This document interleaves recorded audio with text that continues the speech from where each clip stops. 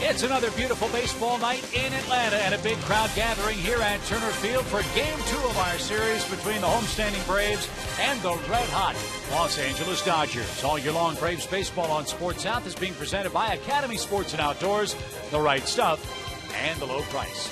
Good Saturday evening, everybody. Joe and Chip back with you at the ballpark. Something we haven't seen much of this year happened last night. Partner, the Braves had a 5-run lead slip through their fingers. Dodgers win Game 1 8-6. A leaky bullpen cost Atlanta in Game 1. Yeah, I think we saw how the other half lives last night because they weren't able to protect that lead. But all in all, the bullpen's been great. No reason to think that it won't be better tonight.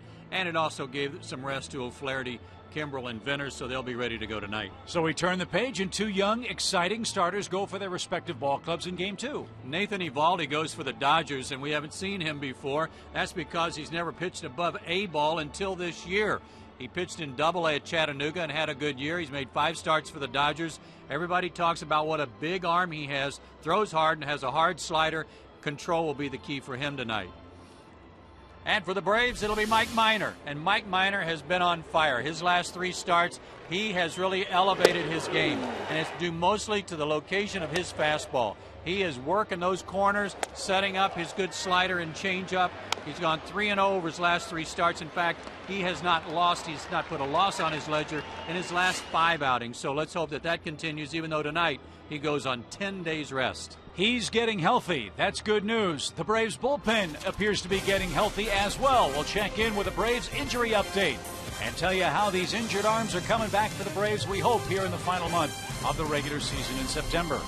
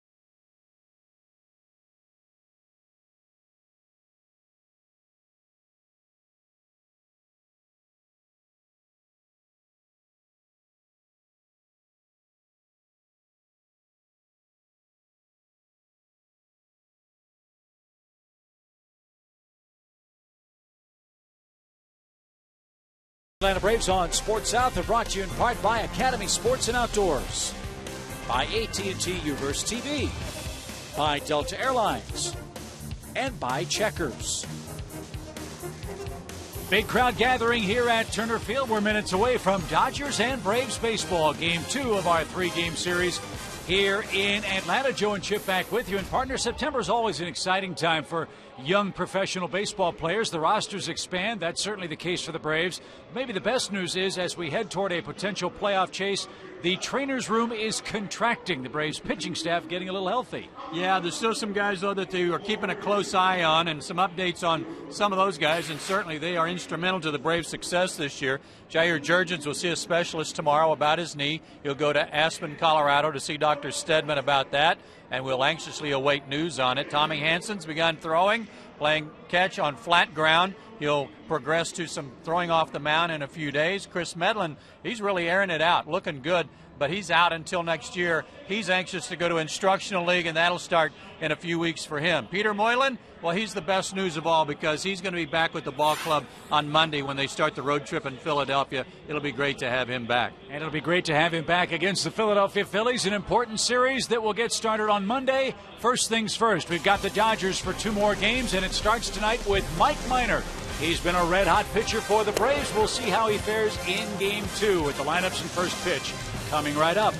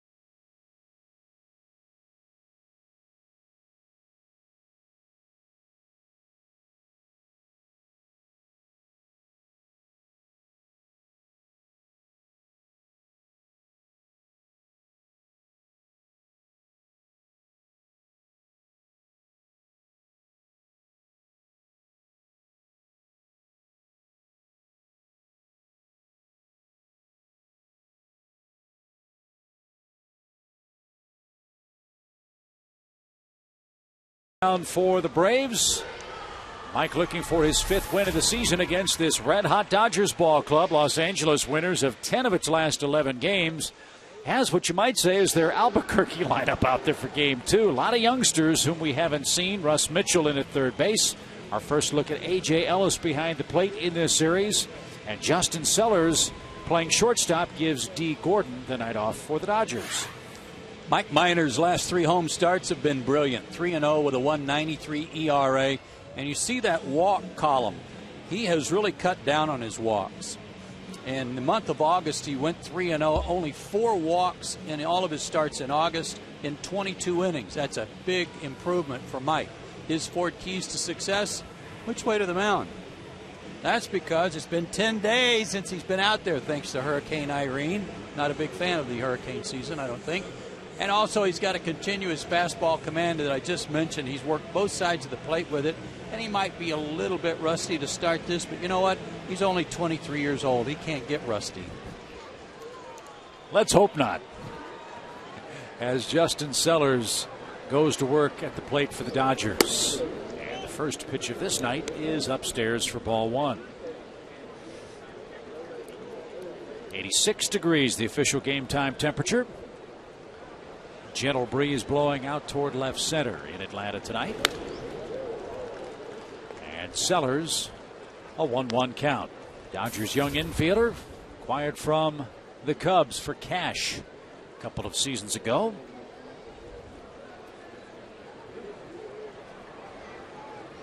Sellers played second last night, went 1 for 4 and scored a run. And he yanks this one into the seats foul for a 1-2 count. Here's the umpiring crew for the series. Brian Gorman with the plate. Tony Randazzo hoping for better luck at first base tonight. Dan Bellino at second. Larry Vanover is over at third.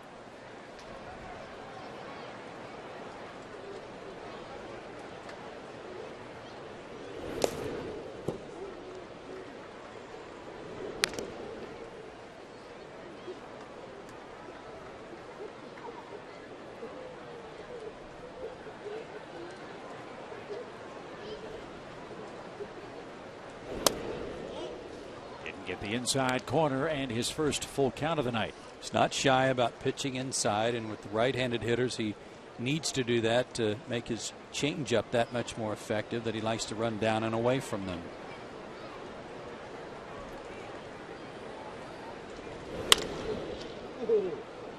And Sellers stays alive.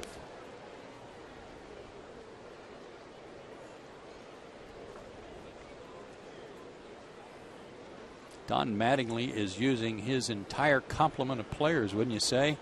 I mean, they've been on a roll. They've tied their season high with a 5-game winning streak, but he's running everybody out there. High fly ball right center. Michael Bourne is there. Sellers is out number 1. Joining Michael in the outfield tonight, Martin Prado's in left, Jason Hayward is in right. Standard infield alignment, Brian McCann behind the plate.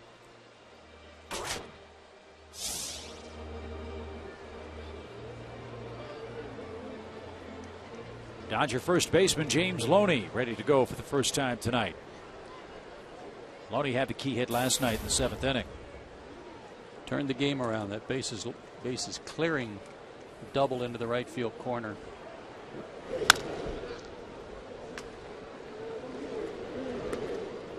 And like the rest of this Dodger team, Loney's red hot. He's hit safely in 11 of the last 12 Los Angeles games.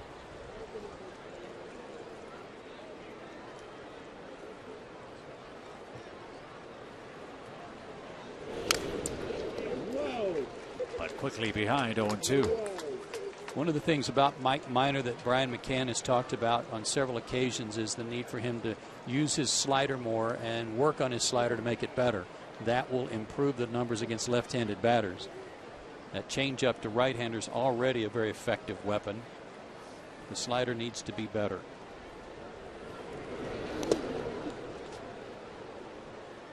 And I look at those numbers and I'm really surprised, and I realize that he's gotten progressively better with each start, so some of the earlier starts weren't so good, but still those numbers seem very high to me in terms of hits allowed. 64 hits in 55 innings.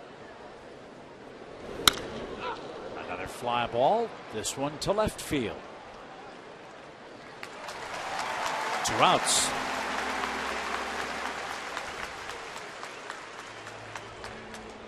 Yeah, more hits than innings pitched for Minor, but he's averaging a little less than a strikeout an inning, too. So, you're right, hard to figure.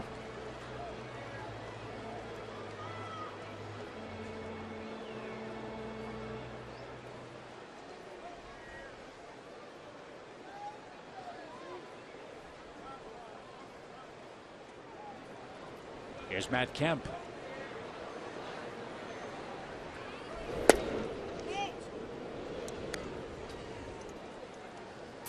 Busy sports day for us on Sports South today. I want to welcome those of you who are watching Houston and UCLA kick off their college football season. Welcome to Atlanta, where the Braves and Dodgers playing in Game 2 of the series. Mike Minor has retired the first 2 Dodger hitters on fly balls. And now MVP candidate Matt Kemp bats for the first time tonight.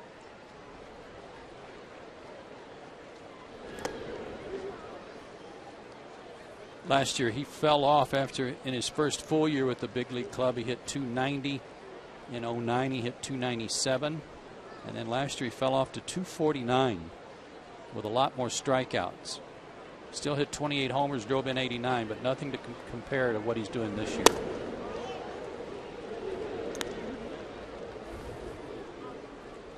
Fourth in average, tied for second in homers, third in RBIs in the National League. 48 multi-hit games for Matt Kemp.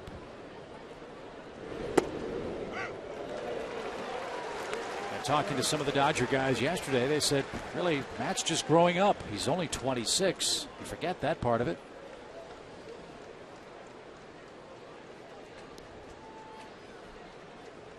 There are the numbers by comparison over the last 3 years. What a force he's been this year.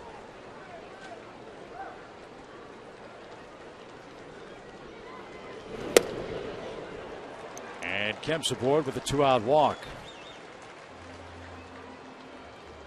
Matt walked twice last night and was hit by a pitch, so understandably the Braves being very, very careful with him. But by putting Kemp on, you face Juan Rivera, and we mentioned last night, partner, the damage this man has done against the Braves and in this ballpark.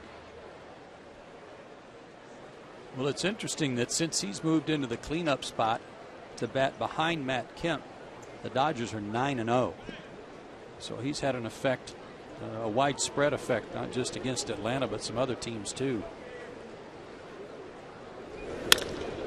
First pitch swinging, fly ball center. And 3 fly ball outs takes care of Los Angeles. Braves coming up in the bottom of the first inning.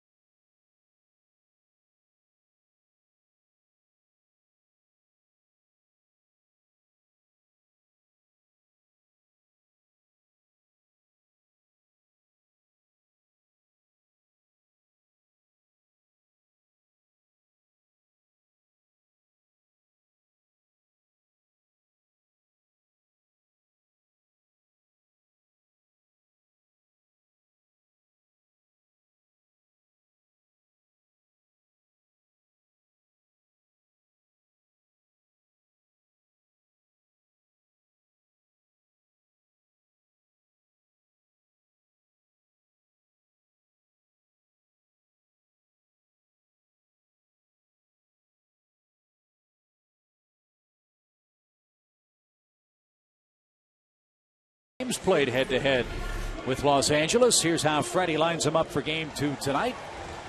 No real surprises. See if Prado and McCann can get on for Dan Uggla, who hit a towering home run here last night. On the mound, Nathan Eovaldi, 21 years old, 6'2", 185, out of Alvin, Texas. These are his numbers at AA Chattanooga this year. Very good numbers. 99 strikeouts in 103 innings and just a 203 average against him. Lefties only hit 188 against him. Throws hard, good slider. And Alvin, Texas, the home of Nolan Ryan.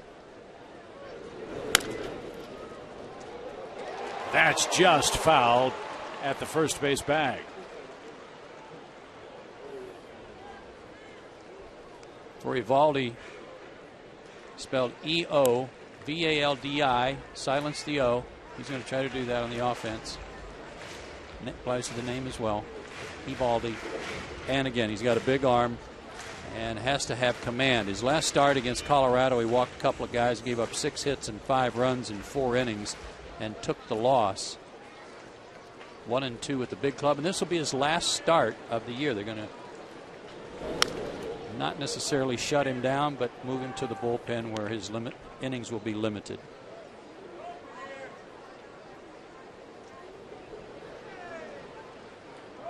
Did not enjoy his last outing against Colorado. And he's facing the Braves for the first time tonight. And now 1-2 to Michael Bourne.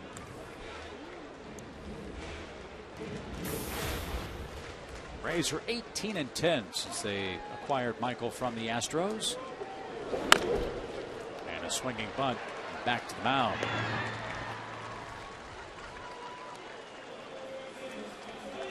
Bourne retired. Martin Prado hits. Here's the Dodger defense.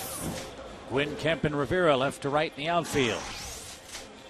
Russ Mitchell, young third baseman. Sellers at second last night, at short tonight.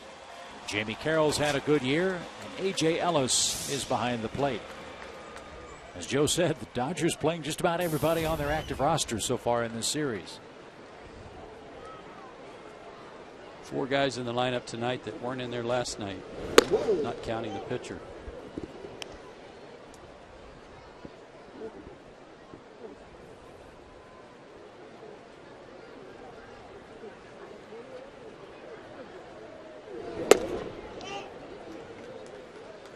Two balls, no strikes to Martin Prado.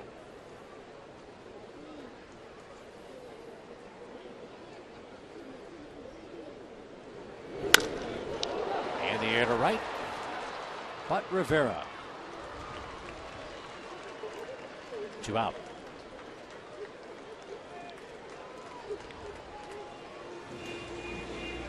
Two outs on 8 pitches for Eovaldi. Now Brian McCann bats.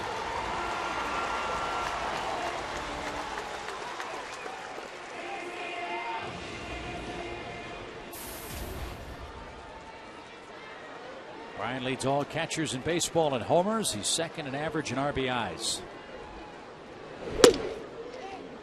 And still Joe searching for that feel that he had before he hurt the oblique.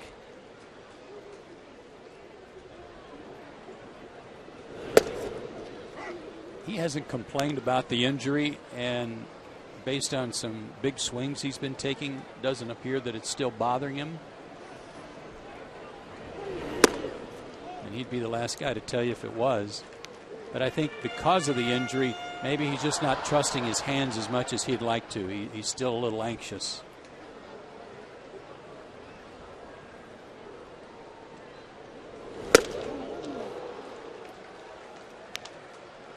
Cut it loose there, didn't he? So did Eovaldi, 94.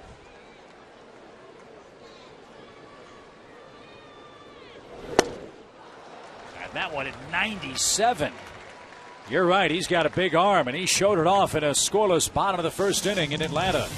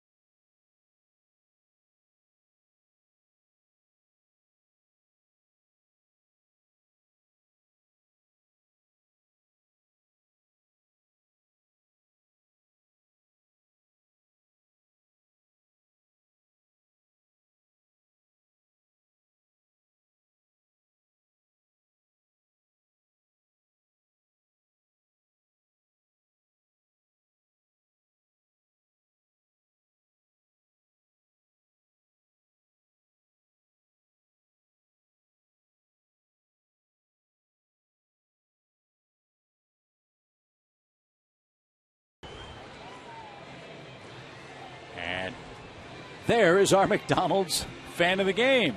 Well, it's father and daughter night here. Bring your daughter to the game, and he brought Skylar with him tonight. So a perfect night for Bobby Cox and his daughter to come enjoy the game. Bobby looks great.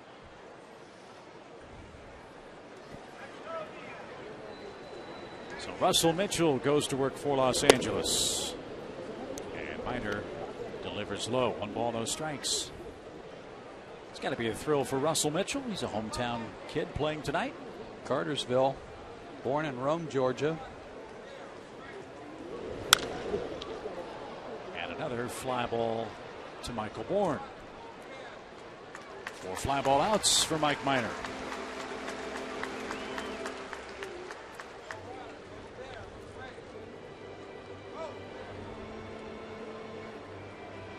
And Tony Gwynn Jr. bats. Gwynn gets the start at left tonight.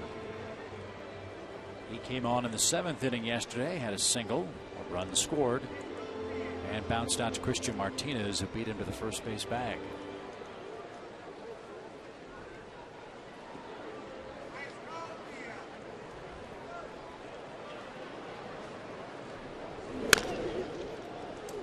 Into the Braves dugout, strike 1. Tony Jr. not as big a man as his dad, but some similarities, and how could you not help but emulate one of the best hitters in the history of the game? And one of them is noticeable right away. He stands way up in the front of the box like his dad.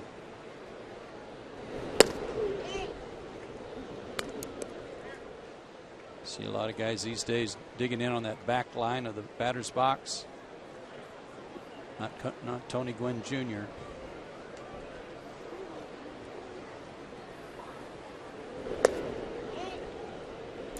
You imagine some of the hitting sessions in the Gwynn backyard.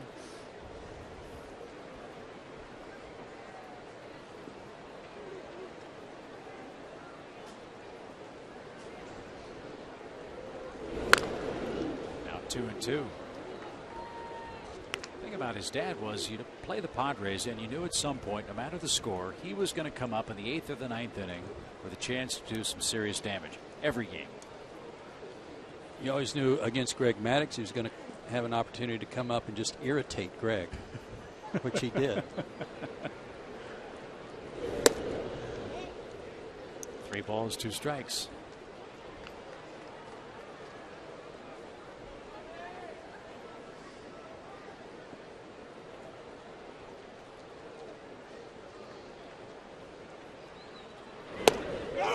That paints the outside corner. Gwynn not too sure about that. First strikeout of the game for Minor. Again, the fastball command pays dividends here. A little bit of a crossfire fastball to the outside corner. Brian did a good job of framing that pitch and got the call from Brian Gorman.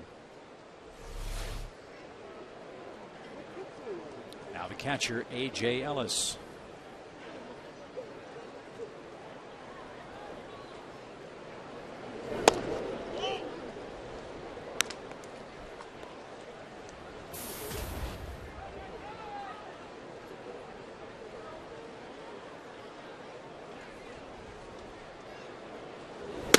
Glad Barajas isn't playing tonight, as hot as he's been for Los Angeles. He had a great August. He had a great August and a horrible night last night. 3 strikeouts and a double play. And in that 5-run 7th inning, he was responsible for all 3 outs.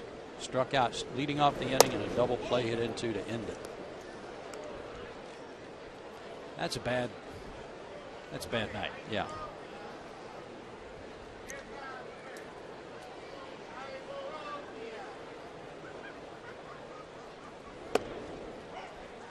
Balls and a strike. Wow. Laser Baker just looked it up. Tony Gwynn Sr. against the Braves, big 3. I'll pass it along when I can. High fly left center. Bourne as far as he can go. Leaping try. Can't get it. A.J. Ellis has homered with 2 outs. His 2nd of the year, and Los Angeles strikes first.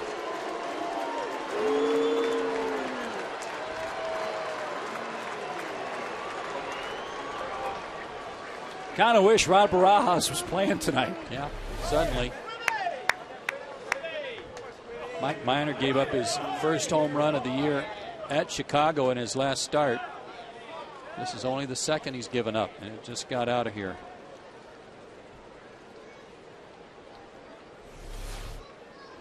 So Jamie Carroll bats. Los Angeles leads 1-0.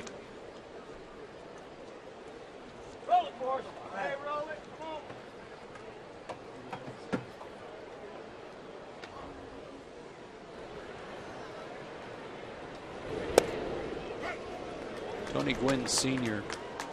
in his batting average against Greg Maddux, 429 in his career. Against Smoltz, 462 in his career. Against Glavine, 312.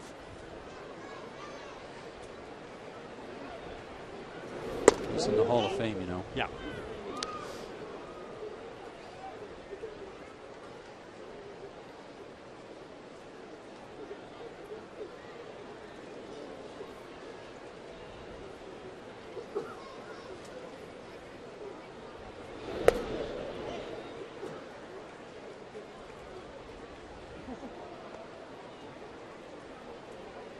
Handful of early 3-ball counts for Minor tonight.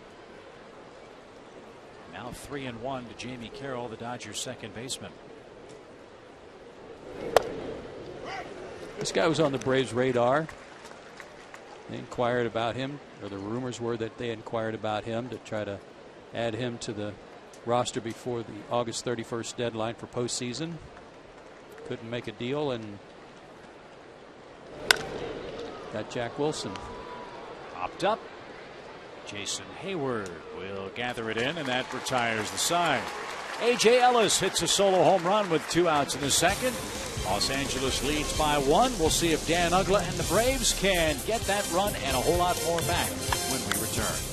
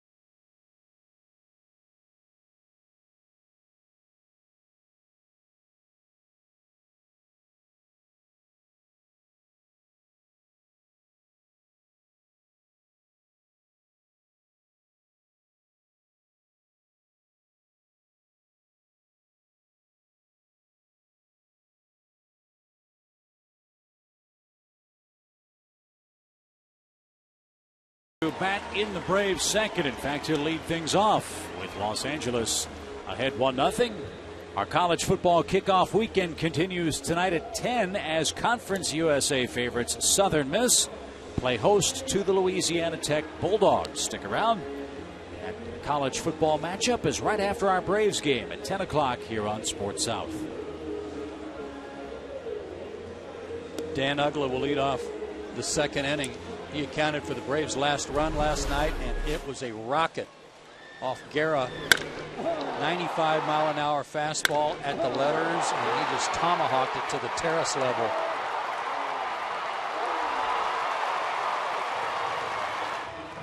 He's 31st. Simpson Acres, we call that part of the ballpark. Yeah, boy. Only because that's where I would sit. You got that kind of power. You could get into launch mode out there. Yeah, with about a 4-iron.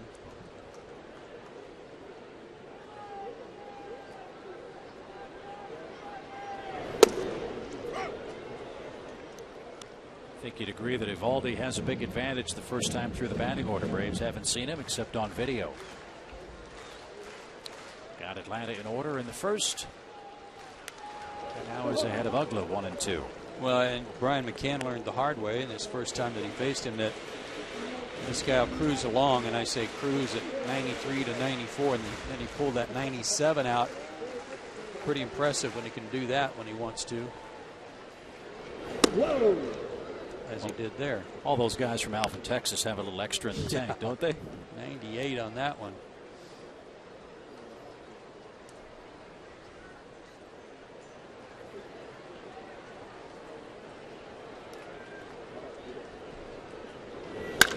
Swing, belted, game tied.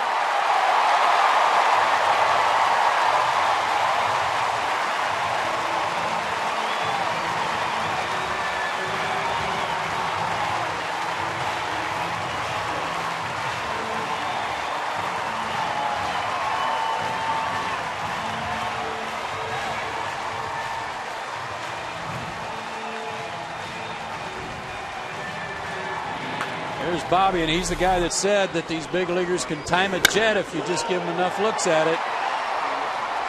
That's 2 straight at bats, turning around some 95 plus gas and hitting it out.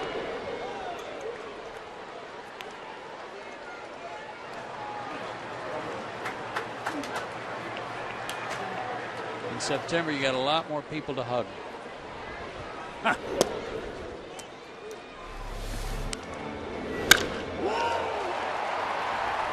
Outfielders knew it. The infielders didn't even turn around. That was 3/4 the way up in left center.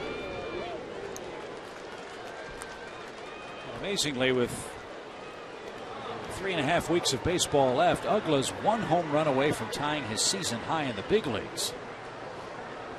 And when you think of the start that man had at the plate, that's remarkable.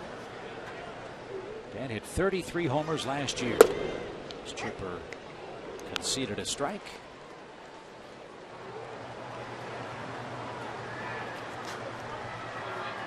See, Martinez just trying to get some of that to rub off on him. Chipper singles. Back-to-back Atlanta hits. And Chipper now a 4-game hit streak.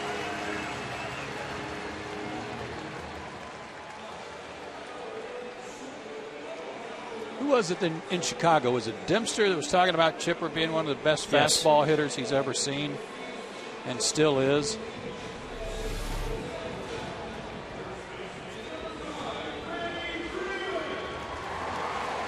Even when you throw hard, you still got to try and locate. You throw it down the middle, it's going to get hit somewhere.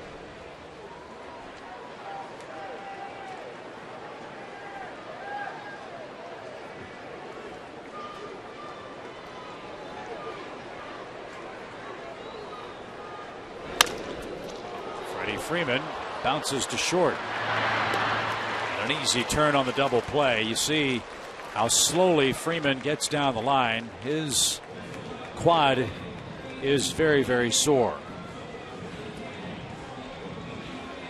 Does not affect him in the field, doesn't affect him swinging the bat, but running 90 feet is very tough. It's his left leg, and even with that 3-day break the Braves got, it didn't do enough for him. Really frustrating because it's hard when you put the ball in play, especially on a ground ball like that where you don't want to hit into a double play. Your instincts take over and you just realize I'm not going to get there.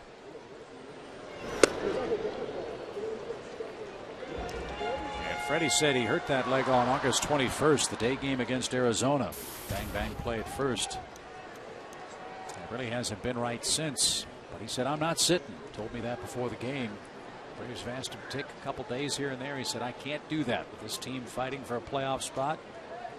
I'm going to play until I can't play anymore. And once we clinch a spot in the postseason, well, then maybe I'll take a couple of days off.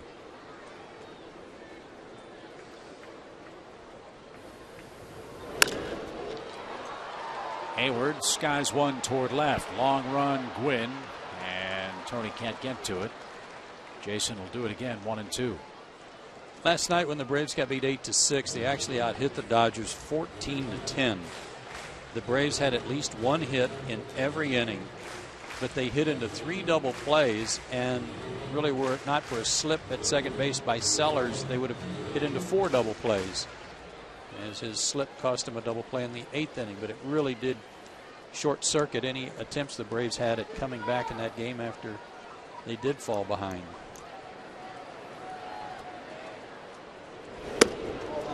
And Hayward down on strikes.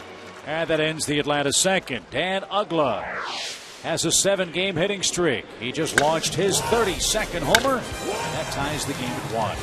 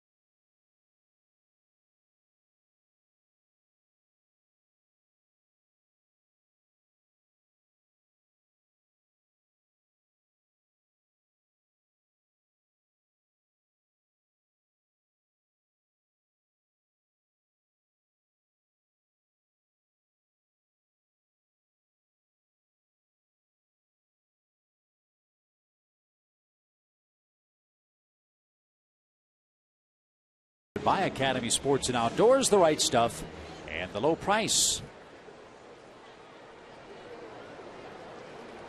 A couple of home runs, the scoring in tonight's game. One by catcher A.J. Ellis. One for second baseman Dan Uggla. And now Nathan Eovaldi bats for the first time tonight. He's 1 for 9 at the plate in the big leagues. 1 for 9 with 8 strikeouts. Got a hit his first time up. So his batting average on balls in play is 1,000.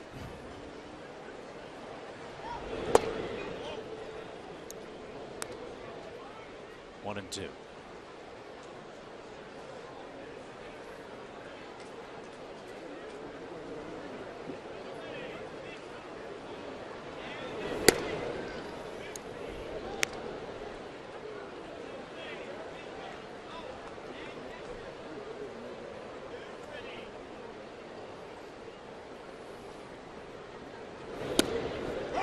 That one right down central.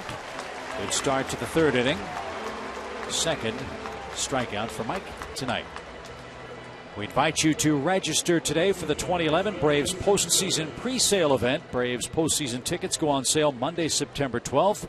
But you can be one of the first to get your tickets to all 2011 Braves postseason home games just by registering online at braves.com/postseason.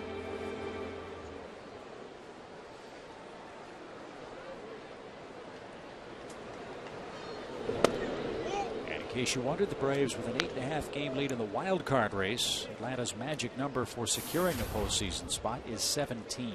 Any combination of Braves wins or Giants losses, and the Cardinals too, and add up to 17 means Atlanta's headed to postseason play.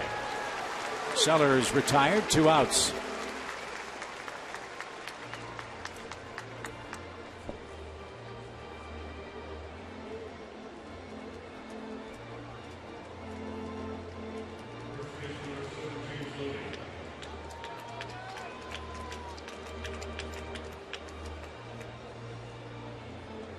Talking about the guys on this Dodgers roster from Texas, and they've got several. Here's another one. James Loney from Houston. First round pick by Los Angeles back in 2002. It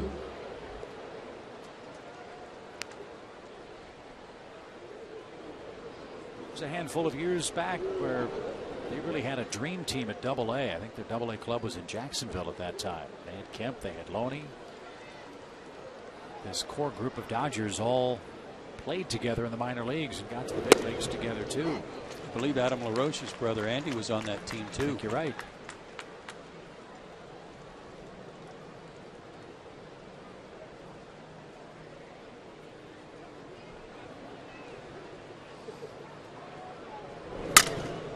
Broken bat. And a fair ball. It hits the line.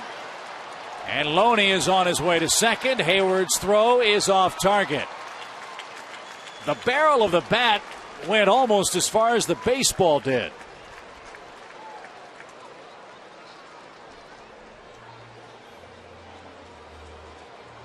James Loney is living right. Hit one down into the corner with the bases loaded last night for a 3-run double. This one just splinters the length of his bat, and the ball landed right on the chalk.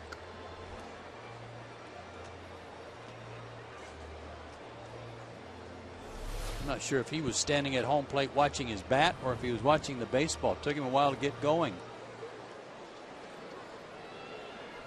But hits now in 12 of 13 Dodger games. One of the hottest hitters in baseball.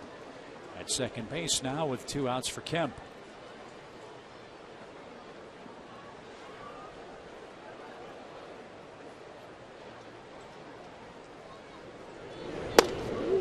It's no secret the Dodgers have terrific young pitching.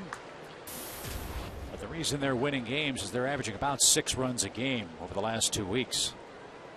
Yeah, they've gone 12-3 over 15 games with 19, now 20 homers and 6.3 runs per game. Braves saw that last night when they came back. The Dodgers came back from that 5-0 deficit. So Los Angeles 3 games under 500, winners of 5 in a row. Don Mattingly's club 10.5 games behind the front-running Arizona Diamondbacks and only 5.5 games behind the Giants for second out west. And we've seen it before in that crazy Western Division, Joe. A team can win 20 of 21, 21 of 22, and make a late September run. I'm sure the Giants and Diamondbacks can hear their footsteps behind them a little bit. Still 10.5 back are the Dodgers, but trying to finish with a flourish. Speaking of flourish, it's always rains always with a flourish in Florida, where Philadelphia's trying to play tonight.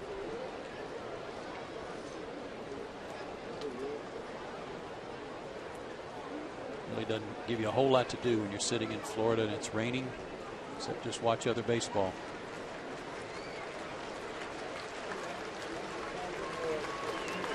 One and 2 to Kemp.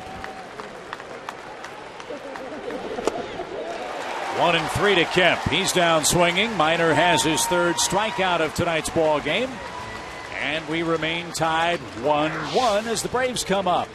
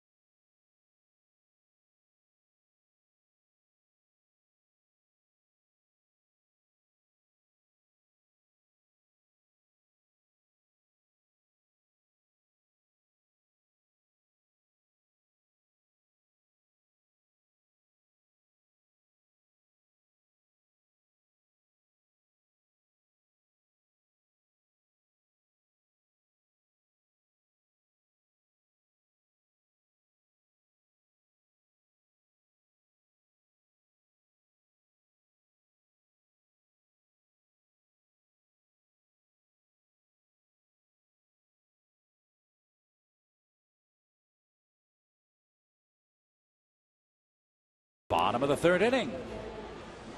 Alex Gonzalez, Mike Minor, Michael Bourne coming up.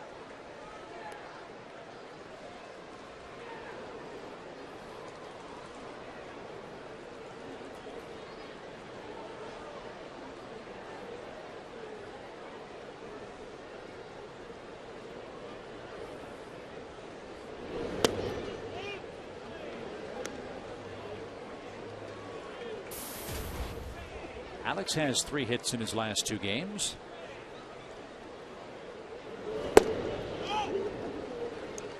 And is ahead in the count. 2 balls, no strikes.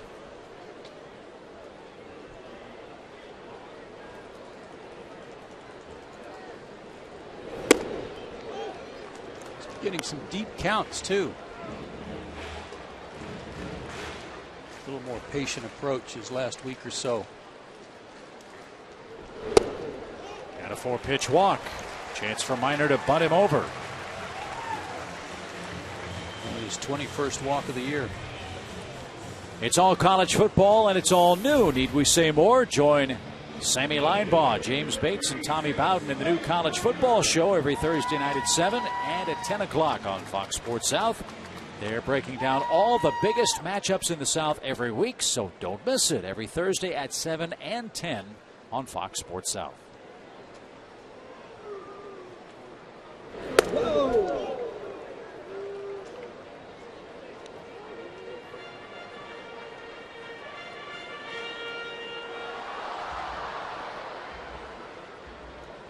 Another Dodger pitcher already soaked through that uniform top on a hot, muggy night in Atlanta. And he's thrown 6 straight balls.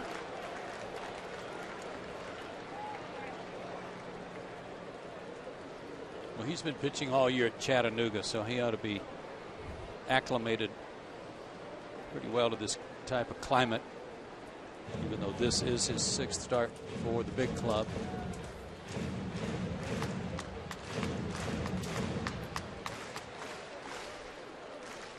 And he's from South Texas.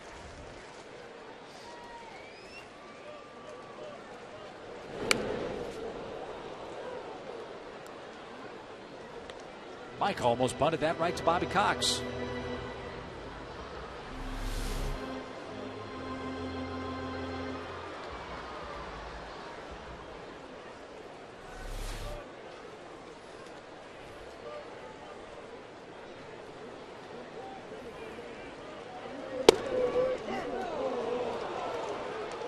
Did I see Mike with the bat split between his index and middle finger when he was holding it? I hope not. And he slid his right hand up the bat.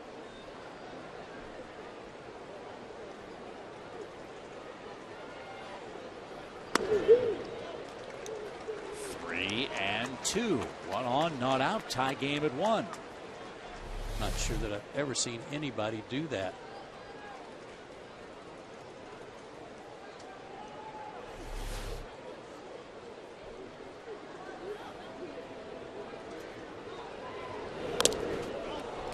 He tried to get out of the way, couldn't get the bat back, and fouls it off for a strikeout.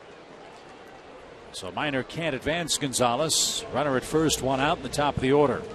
Braves coaches have had the pitching machine out to work on bunting for the pitchers. They set it up in front of the mound, and they've got it torqued up pretty high so that it's not like just bunting off a coach lobbing them in there. It's zipping them in there pretty good. It's good practice, but didn't help Mike on that occasion. Bourne bounced back to the mound. And he's 0 for 1 tonight.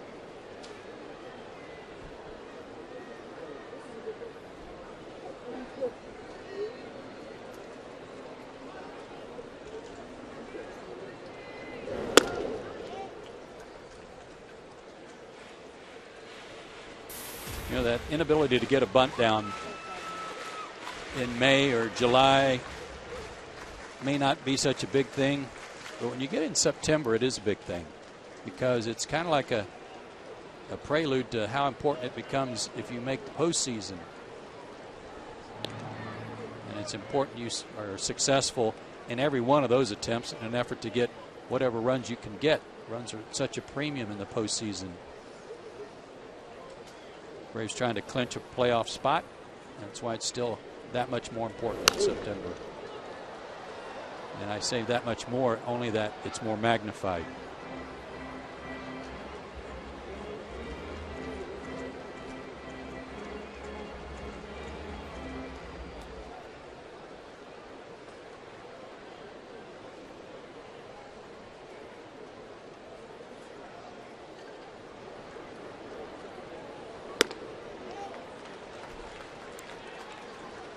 Eovaldi has missed a lot this inning.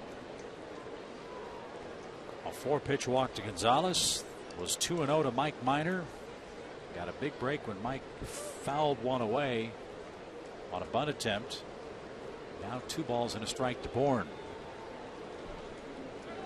Runner goes. Pitch popped up and into the seats. 2-2.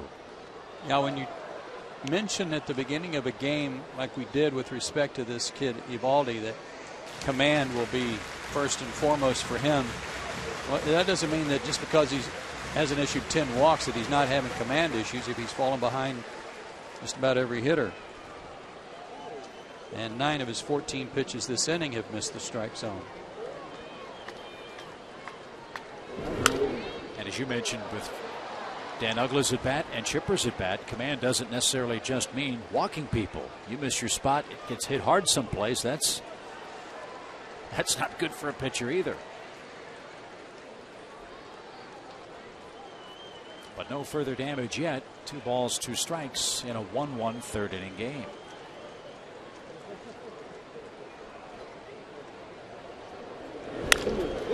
There's a shot to right. Alex Gonzalez will cut the bag at second. He'll make it to third without a throw. And they're at first and third with 1 out.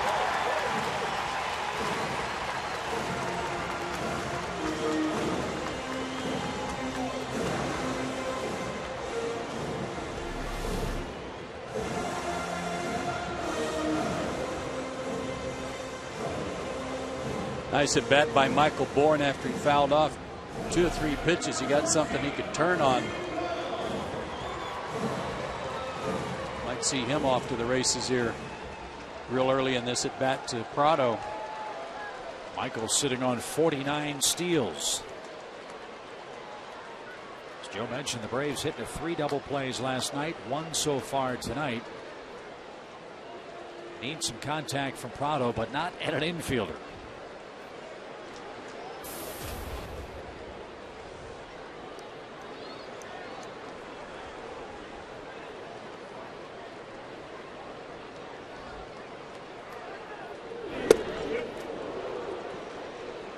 Strike 1.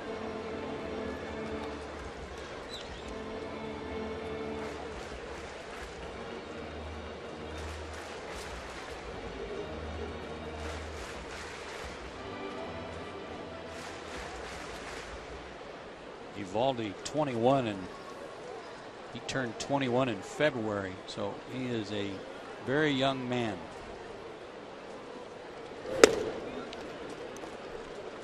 And again, if you just joined us, had not pitched again above A ball in his pro career until this year, and he got promoted to Double-A, skipped over Triple-A when they called him up.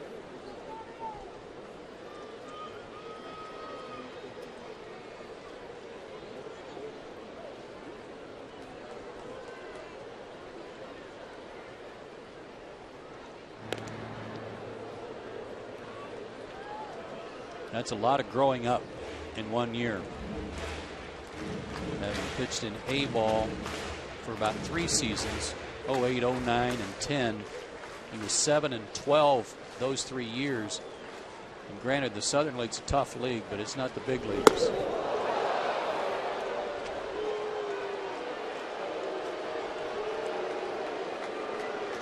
And you're seeing those command issues in a big way in this third inning.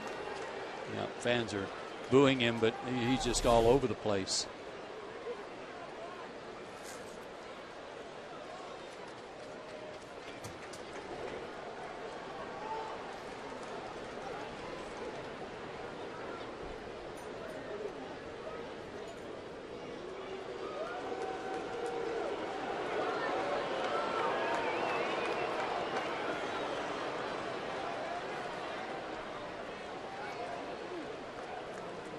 Big hole right side for Prado. You know, he loves to hit the ball that way when possible.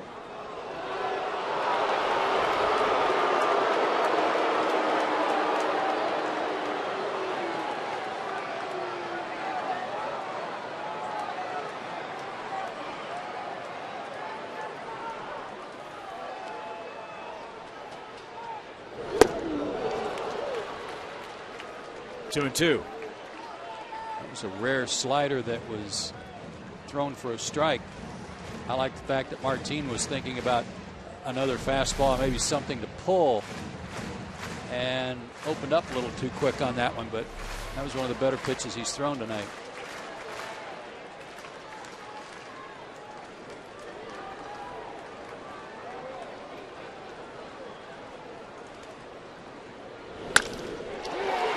Ground ball to second.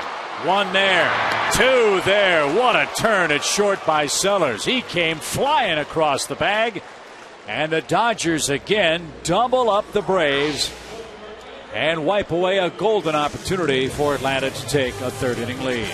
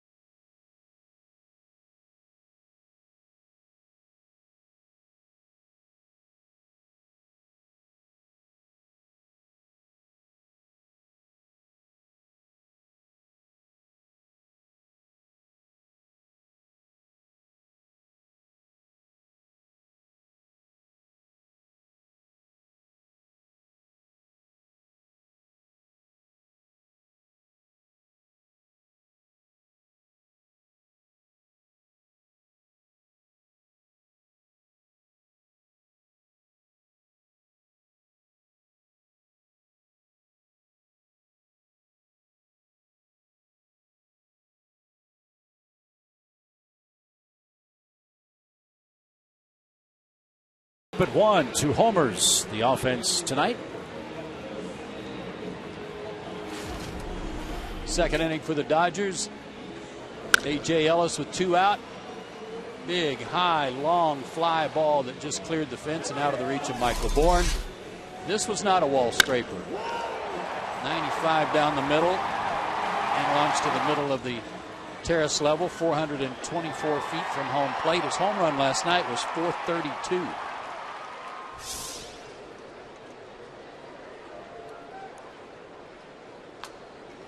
So Mike Minor back to work with Rivera, Mitchell, and Gwynn in the Dodger 4th inning.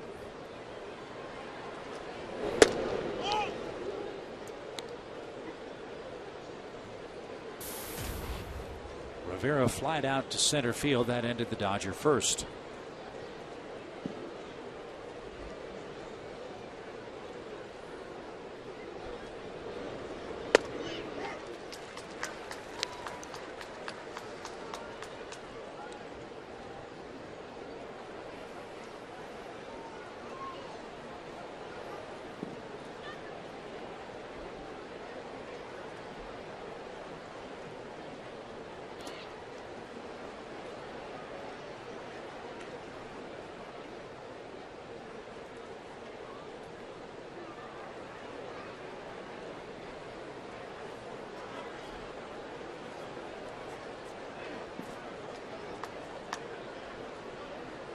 This guy's had good numbers against lefties all year, a 319 mark.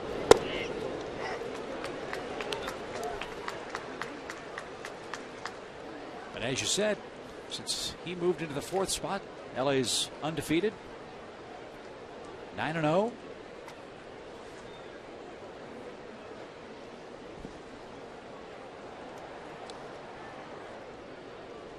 2 balls, 2 strikes.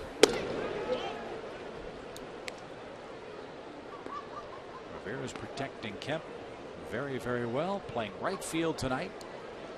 Started in left field last night. Andre Ethier not in tonight's lineup. He's had a sore leg.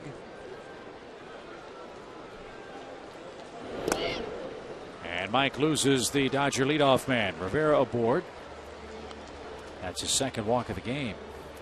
Place a deposit on a season ticket plan for next year and secure your seats for 2012 today. All deposits will receive first choice on 2012 seat location and priority ordering for 2011 postseason tickets. For more information or to place a deposit, call 404-577-9100 or visit braves.com/postseason. Had a good crowd here last night of 32,500 plus. We've got another good turnout tonight.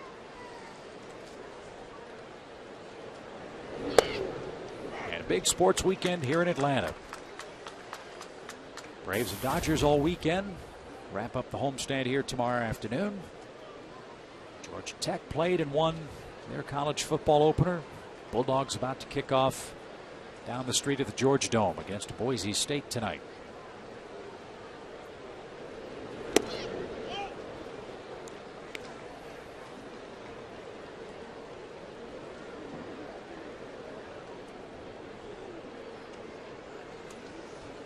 This guy Russ Mitchell had some pretty good numbers in the minor leagues, working his way up to the top.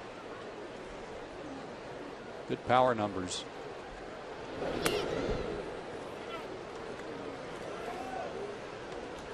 A lot of off-speed stuff early in the count from Mike tonight. I don't know if that's part of the scouting report on the Dodgers, but his success over these last 3 starts, or especially in the month of August when he went 3-0, was the fact that he was challenging hitters and gaining some confidence over the fact that he was using that fastball to both sides of the plate, hitting corners, and that was making his off-speed stuff that much better.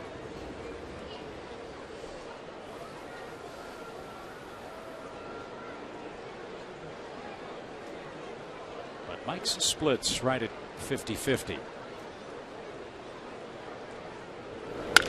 And a line drive into left for Russell Mitchell. Puts 2 Dodgers aboard with nobody out. And you hear his family and friends. Again, Mitchell from Cartersville, Georgia. He singles in the 4th. There's the fastball, and it wasn't a bad pitch. It wasn't down the middle. But it was on a 2-1 count after he'd fallen behind.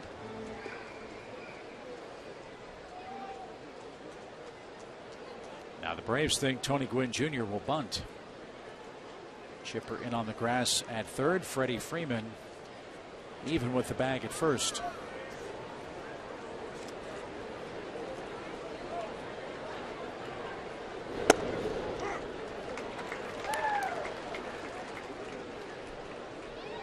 In 291 at bats, Gwynn has 2 sacrifices.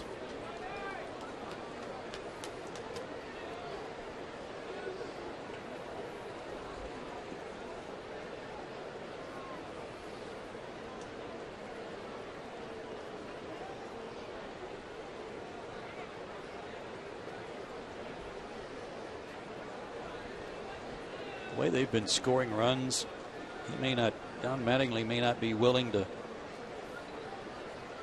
just try to get 2.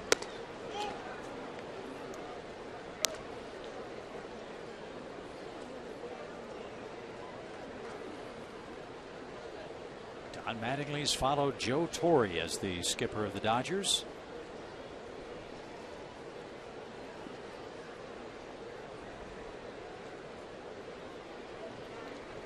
Has him within 3 games of 500. Good pitch. 1 ball, 2 strikes.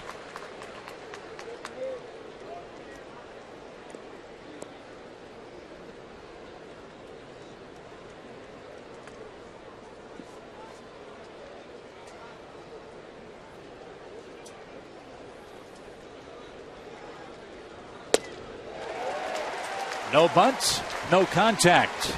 And now a double play in order with the catcher A.J. Ellis up. You got to look at Don Mattingly in the dugout, and everybody knows that there have been some changes about the way the Dodgers do business in recent years. The well-known differences chronicled between the McCourts themselves and the McCourts in Major League Baseball. But how about this? In 42 years, beginning in 1954, they only had 2 managers.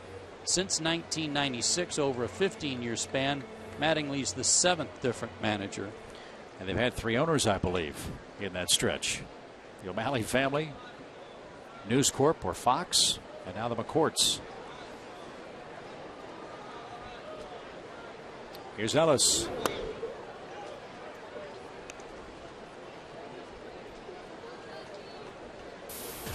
Ellis hit his 2nd home run, as we showed you, to give Los Angeles their first lead of the night. Now it's a 1-1 game.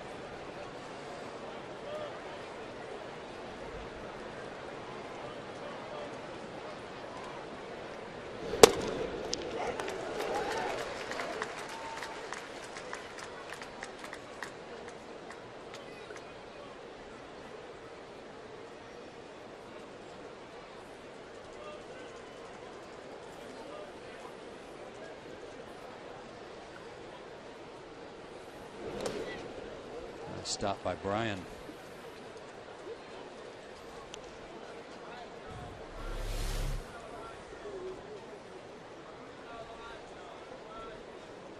Good shift.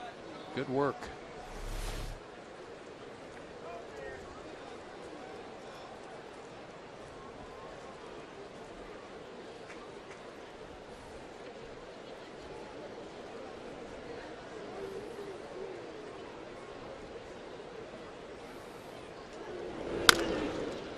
Slow roller. Chipper tried to steal an out, but it bounced foul at the bag.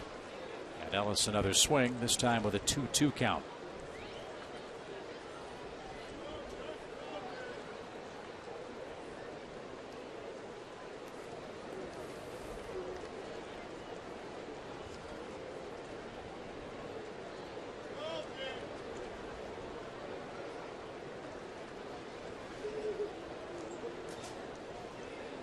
Ellis, a college man, went to Austin Peay State University in Kentucky.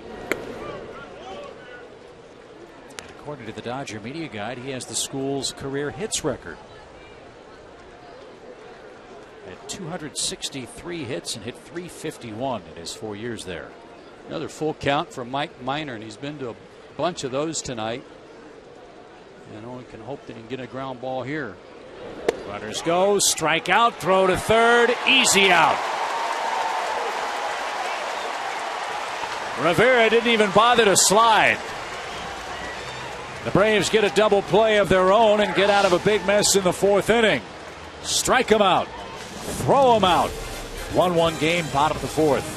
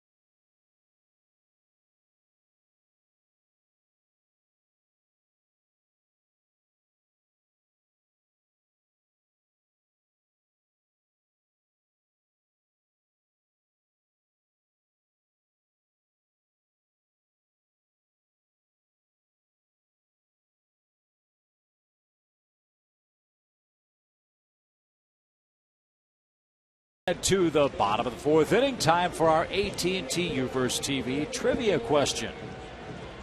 Gonna get it tonight.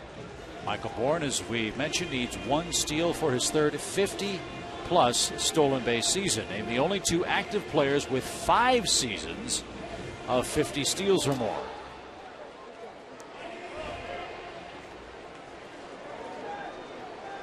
How about the only 10 players who have stolen 5 bases in their career? I mean,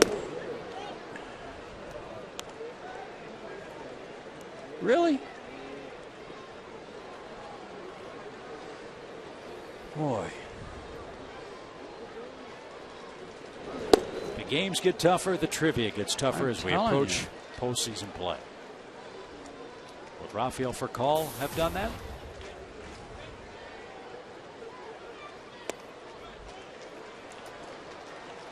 Now 3-0 to Brian McCann. A quick visit from Ellis. Jose Reyes comes to mind. I like Furcal. 55 seasons of 50, though. Jimmy Rollins in his younger days, did he? Crawford. Carl Crawford's a good call.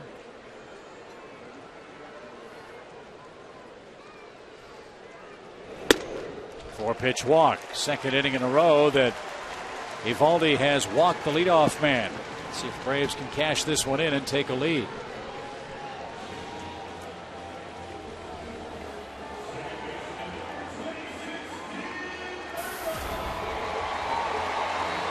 Juan Pierre might be on that list.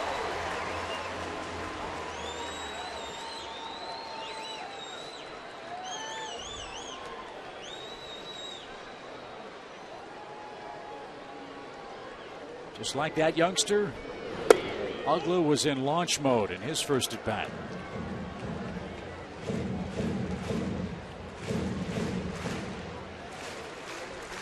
Here, let me use this hand. It's bigger.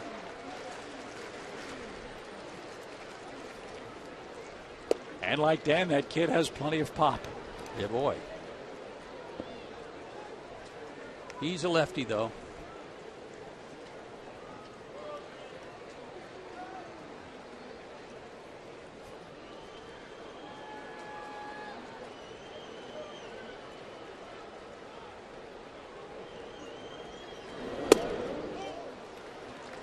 Ball 2.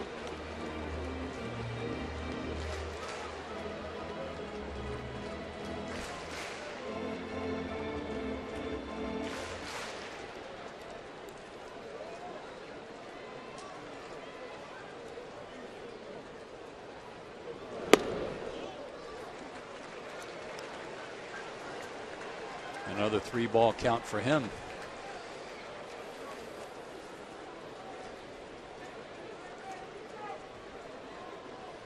In this part of the order, you're asking for trouble.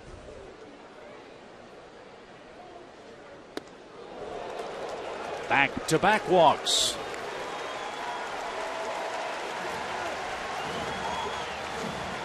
And to Joe's point, let's take a look at our Academy Sports and Outdoor leaderboard. 2 on, nobody out for Chipper. Since August 1st, Chipper fourth, tied for fourth in the league with the best batting average. We saw Ramirez enough in Chicago in that 4-game series to last a whole season the way he was hitting. And now we see James Loney too and what he's doing. But Chipper's getting hot at the right time of year.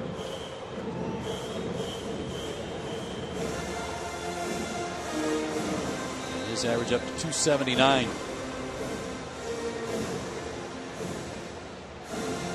Very long meeting with Rick Honeycutt, the Dodger pitching coach, and Nathan Eovaldi of the Dodgers. That breaks up. Now Chipper 2 on, none out in a tie game.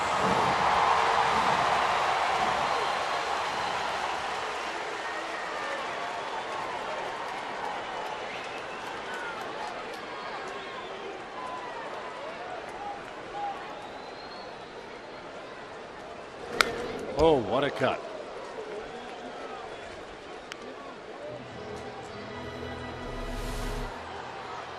all over this 94-mile-an-hour fastball, just a touch under it.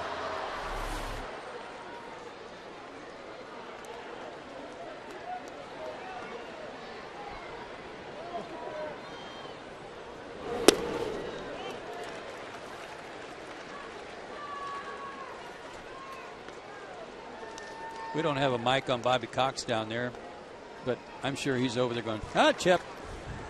Hearing the same things we heard. Kid. Yep.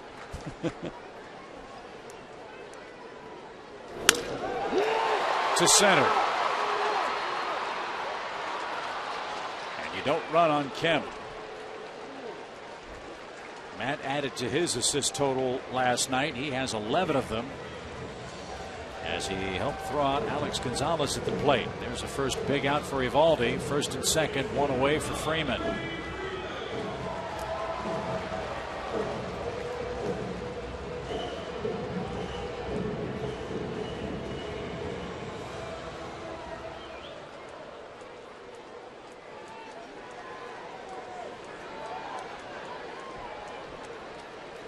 A remarkable year for the Braves rookie first baseman.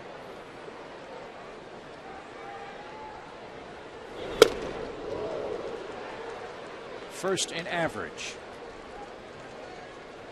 first in RBIs, first in hits, second in multi-hit games, walks, and homers among first-year players in the National League.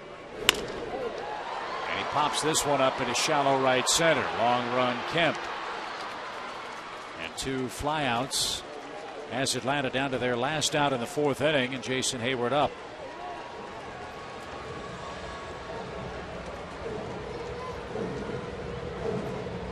Visit from Rick Honeycutt did him some good.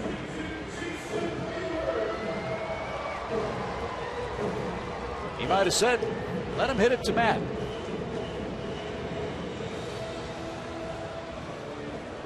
Now Hayward still looking for his first base hit of the year against Dodger pitching. Jason is 0 for 20 against Los Angeles this year and 3 for 48 against them in his career. That's almost impossible.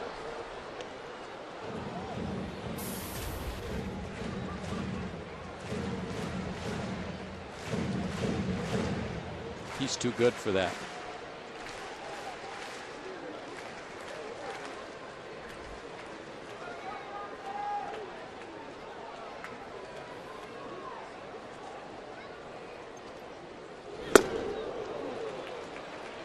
And part of that 3 for 48 is a bunch of strikeouts, 17 of them.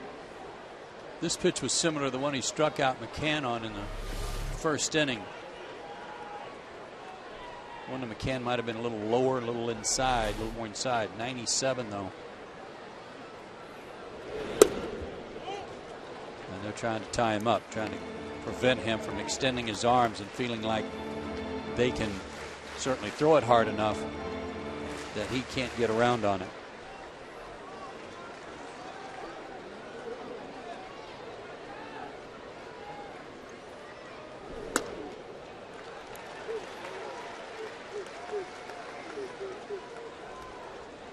With McCann the lead runner and 2 out, and because of his speed, it'd be ideal for this count to go to 3-2 so that he can get a head start.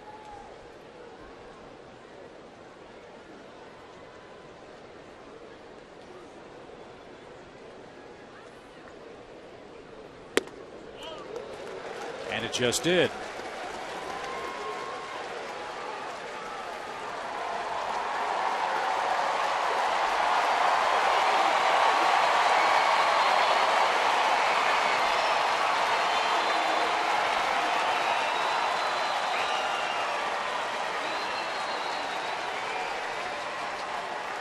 Runners go, and a liner foul.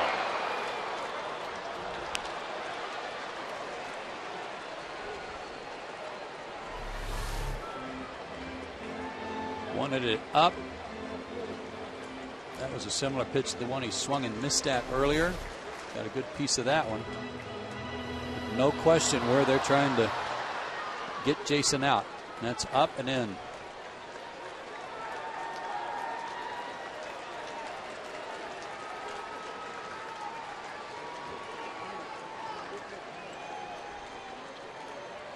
Again, a 3-2.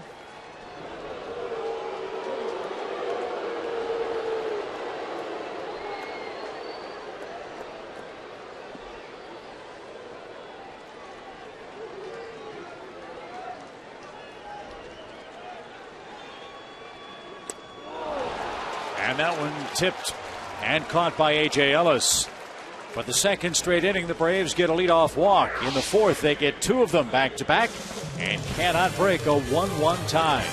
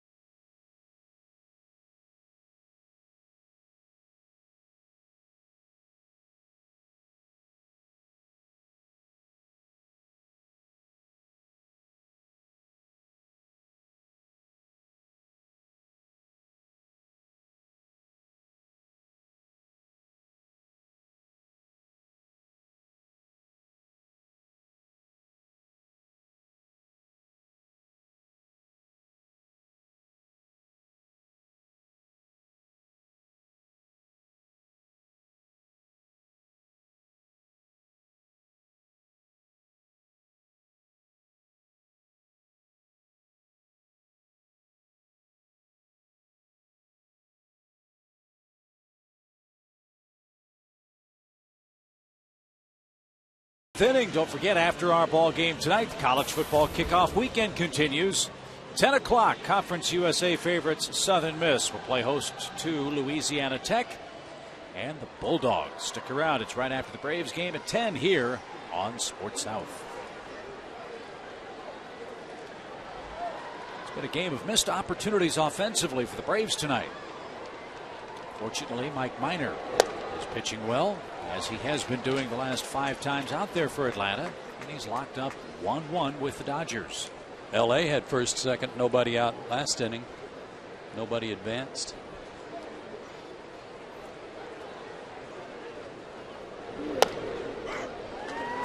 And he's quickly ahead, is Minor, of Jamie Carroll, 0-2.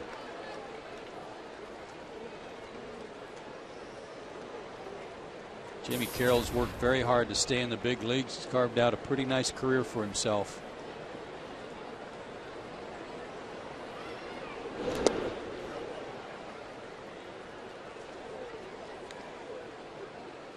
I have to check, but he's starting the Expos organization. I think you're right.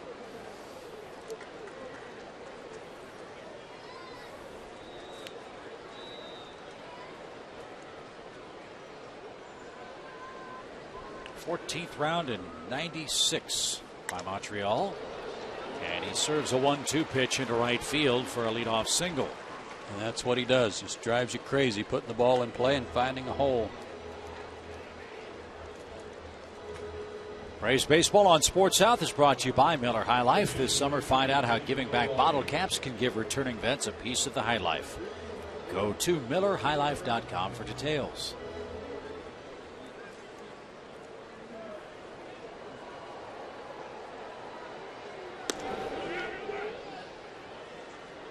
Evaldi 1 for 10 now in the big leagues with 9 strikeouts.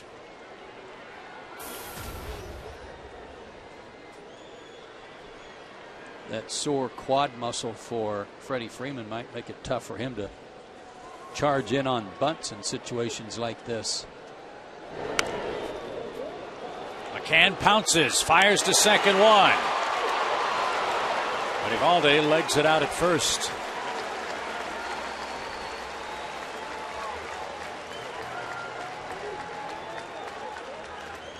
Braves will take that trade all night long. 1 out, and the pitcher at first on a hot night.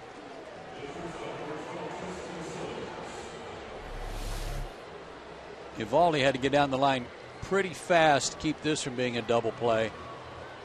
Ken got on it quickly, gave Alex a good feed. Only his hustle, the pitcher's hustle, prevented the double play.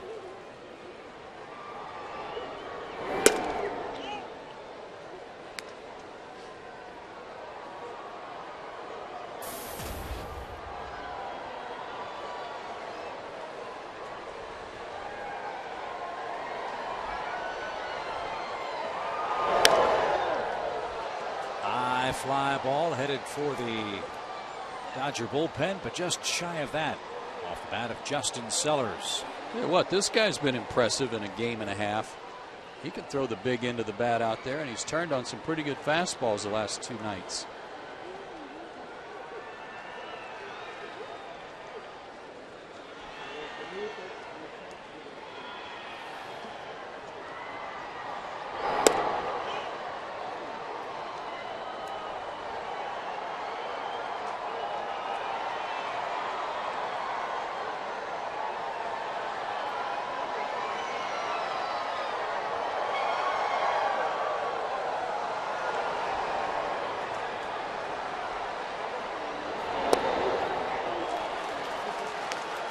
Two and two.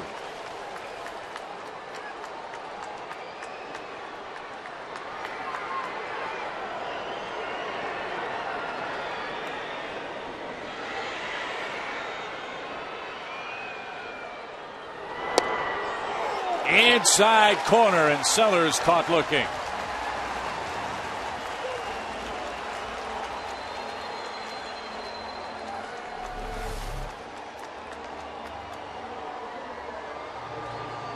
Right on the corner. Good spot at the knees.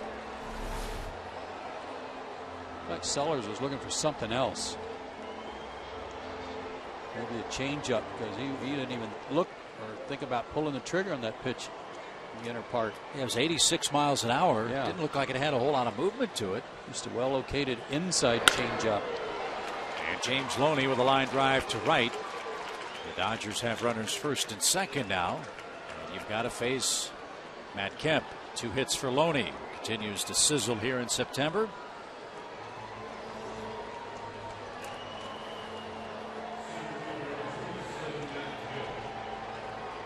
Kemp has walked and he's struck out.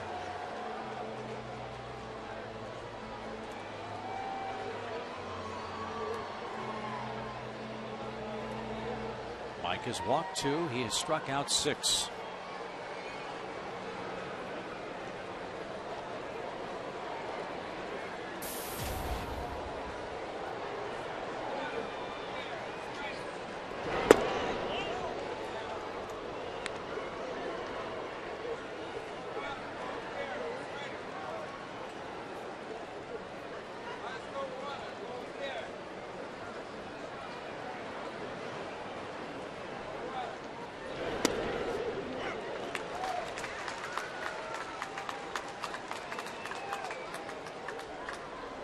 Here's another spot where that slider could be effective for Mike Minor, either as a backdoor pitch, hoping that Kemp gives up on it, or drop it down and in on his back foot. See if he's aggressive enough to chase it. They pitch him inside. Kemp pops it up. Hayward on the run. Inning over. LA picks up a couple of hits but cannot break through. Their pitcher ran the bases the entire frame. Let's see if that has effect when Atlanta comes up in a tie game at 1.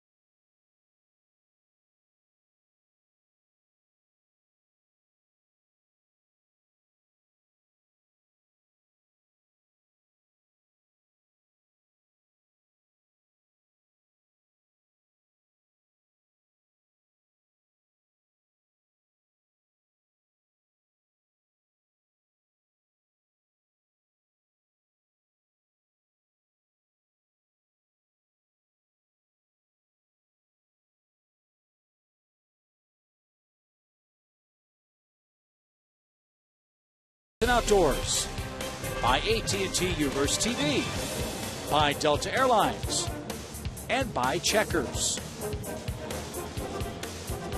Joe and Chip back with you, and our great Sports South crew from Turner Field. Dave Laser-Baker handling the stats duties tonight. 1-1 is our score. Back to the AT&T Uverse trivia question. Michael Bourne needs one steal for his third 50-plus stolen base season. Name the only two active players with 5 50-plus stolen base years. And I'm going to go with Juan Pierre and Carl Crawford. I'll go Carl Crawford and Rafael Furcal.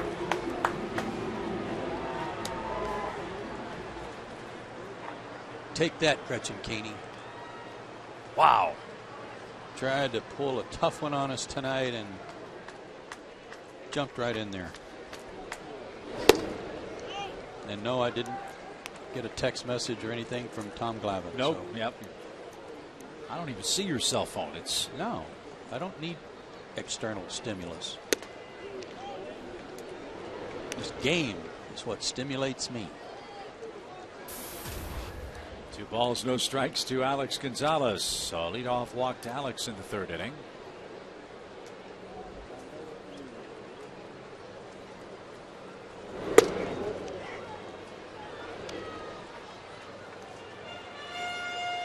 .25 pitches out of the strike zone for Eovaldi in the last 2+ innings.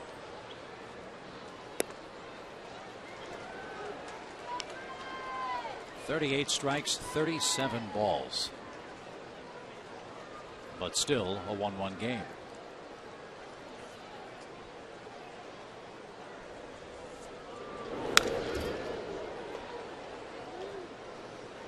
When you look at his AA numbers, 103 innings, he only gave up 76 hits. That's remarkable, the difference in innings pitched and hits. And again, just a .203 batting average against him.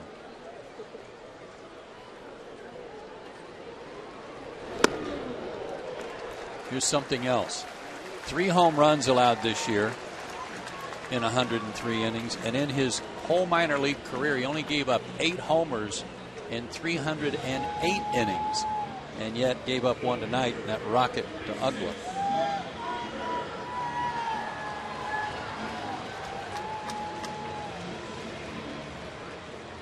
But he has walked 4 men tonight, including Alex twice, and a chance for Minor to redeem a third inning at bat that saw him strike out trying to bunt.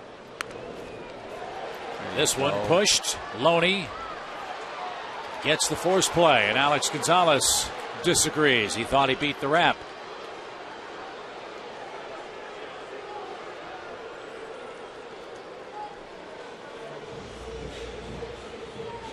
I thought that was going to be a good enough bunt. Loney, being left-handed, didn't have to really do anything but just set his feet. He's a good defensive player. Looked like Alex got a late start on that. Oh, he was saying that Sellers pulled his foot off, left the bag early.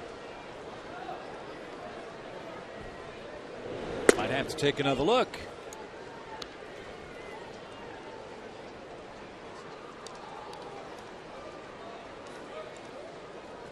So Bourne bats. Minor at first, 1 out. Mike is a good athlete. He's got good speed. So a gapper might bring him home. Let's see if Bourne can connect. 1 ball, 1 strike.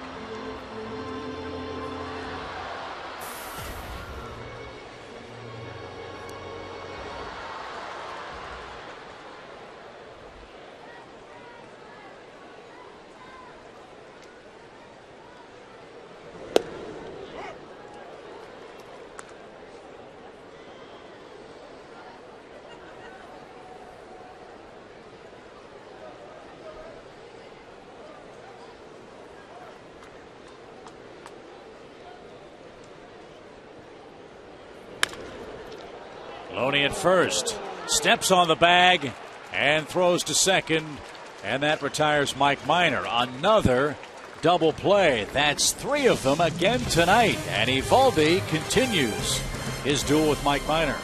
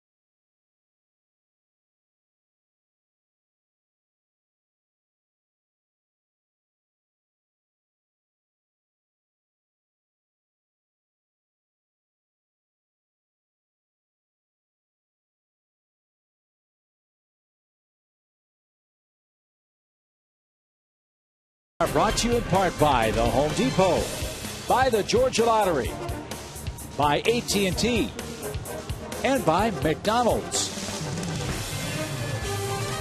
With my fine analyst and partner Joe Simpson. Chip Carey at the ballpark, 1-1. As we head to the top of the sixth inning, time for tonight's quote of the day, brought to you by Geico. It's from Jack Wilson, who says, obviously, the team and the organization here are pretty legendary. It's exciting just to be in a playoff run. First time in my career, I think I've even smelled it. And he has never been in the postseason. He's only been on one winning team his entire career, and only two active players have played in more games than he has that have also missed the postseason. Dunn and Wells.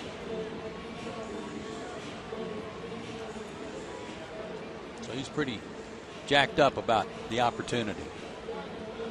Might see him in there tomorrow. I was saying, talking with Freddie Gonzalez about that. Might give him a chance to play in Game 3 of the series. What a way to potentially debut in the field. Go get him against Clayton Kershaw. Sure. Get your rest. But that not decided yet. We'll see how things go tonight. Minor now to the sixth inning.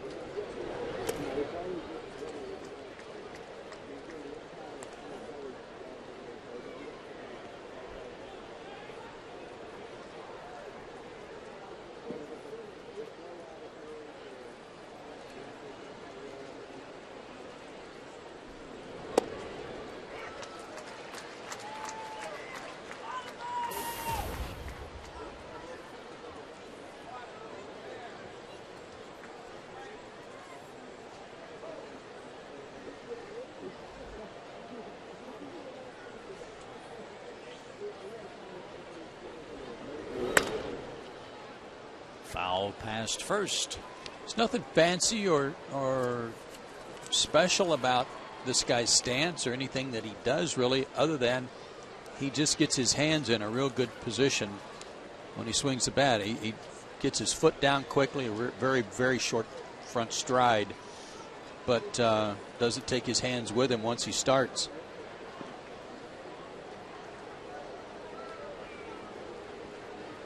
Makes it look very simple. And he was outguessed by Minor there. That's 7 strikeouts. And one away in the Dodgers' sixth inning.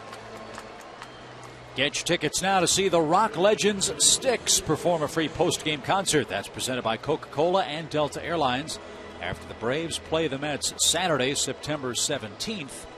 Get your tickets and VIP field passes today at Braves.com/Styx. I'm pretty sure Joe Vincius already has his field passes.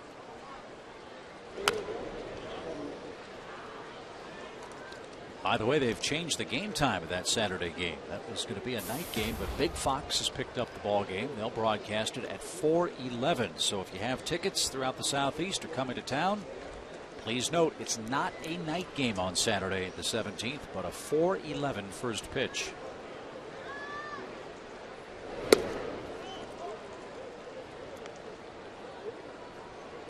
Joe Vincius has he's a big fan of rock and roll. He's got a lot of drumsticks, from various bands when he's been right down in front. But he's got one autographed from the drummer from Styx that he's got in a frame at home.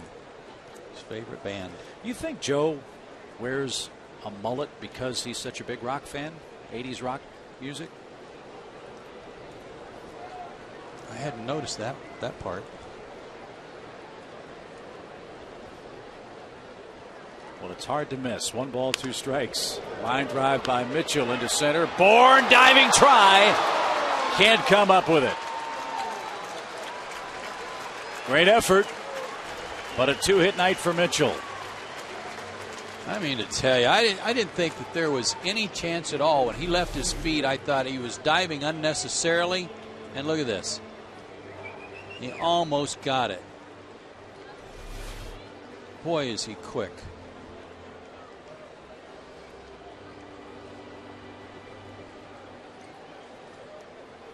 Roger McDowell out for a chat with Mike Minor. Mike up to 94 pitches.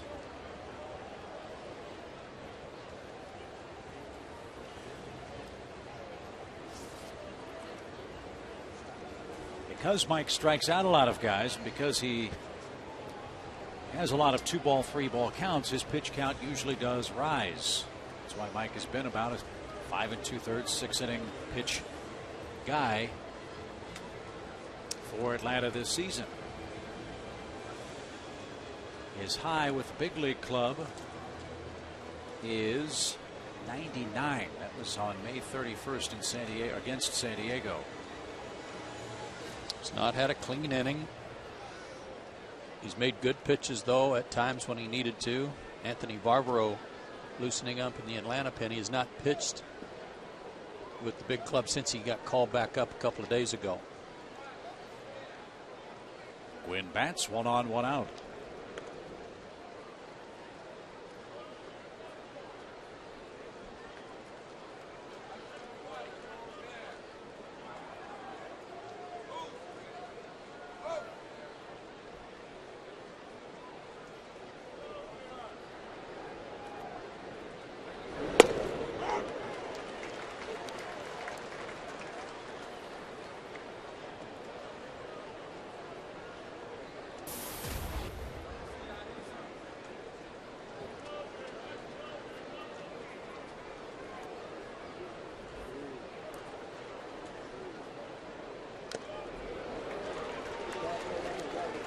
Quickly 0-2 to Gwynn. He struck him out twice tonight, but he especially made some good pitches against him in the 4th inning when there were runners at 1st and 2nd and nobody out.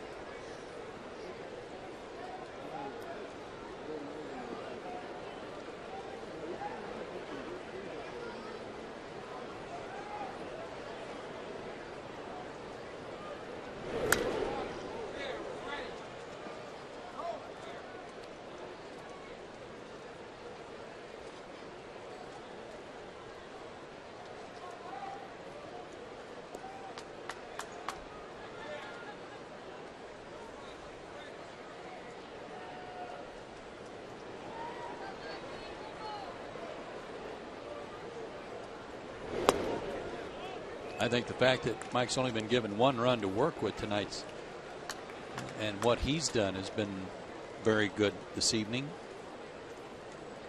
He hasn't really had, like I said, he hasn't had that 1 inning or 2 innings back to back where he's just mowed him down. But this is a hot hitting team.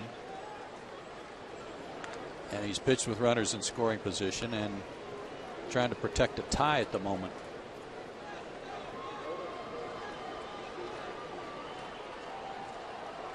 Dodgers winners of 5 straight, 10 of 11, averaging 6.3 runs a game over the last 15. They have 1 tonight. And Gwynn. Oh, what a turn! What a play to end the inning.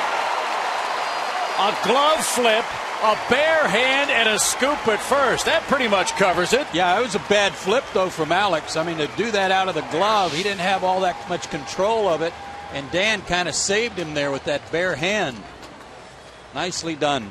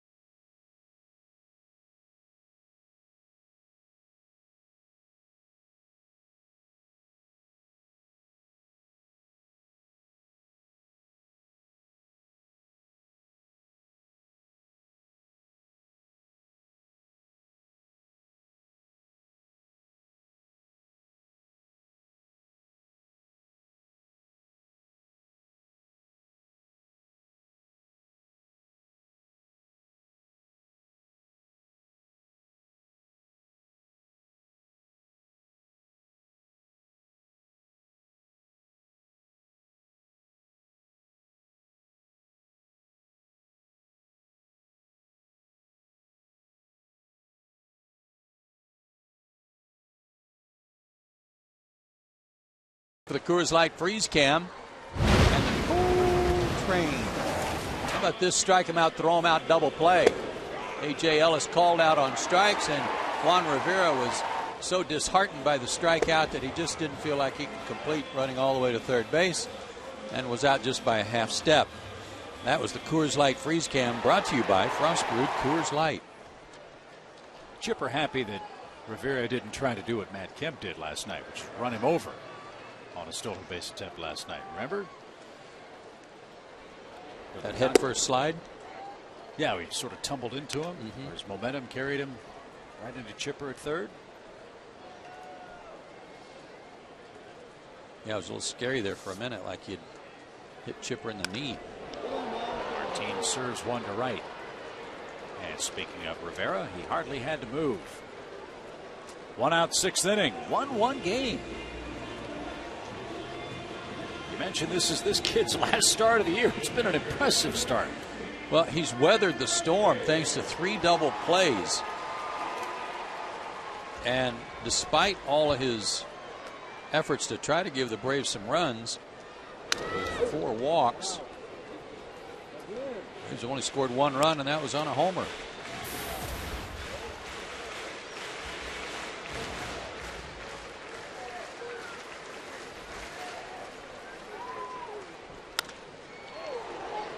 That homer was hit by the man standing in the on-deck circle. Dan Uggla, our Delta Airlines on-deck batter. Look what he's done in the last 51 games.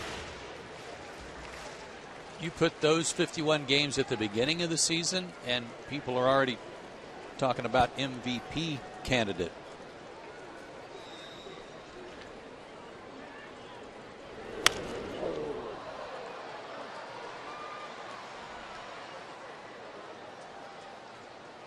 But even with those big-time struggles in the first half, as we mentioned before, Dan 1 homer now from tying his career high for a single season.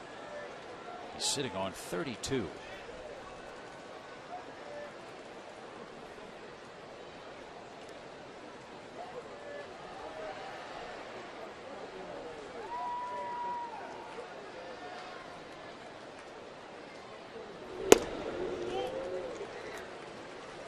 One ball, 2 strikes for Braves catcher Brian McCann.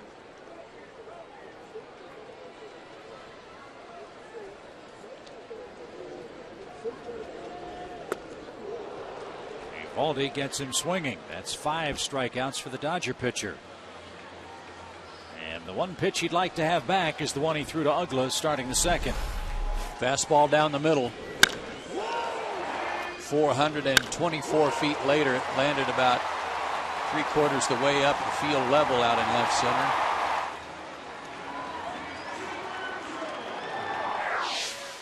Then the parade of forearms, high fives, hugs, etc. begin in the Braves dugout. Yes, the game has changed. You used to just see handshakes, pats on the back, then the high five.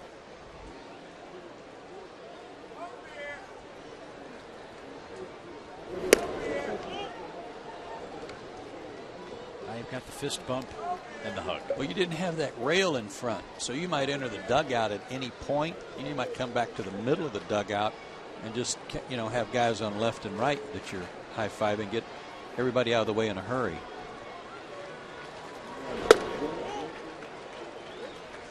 Two balls and a strike.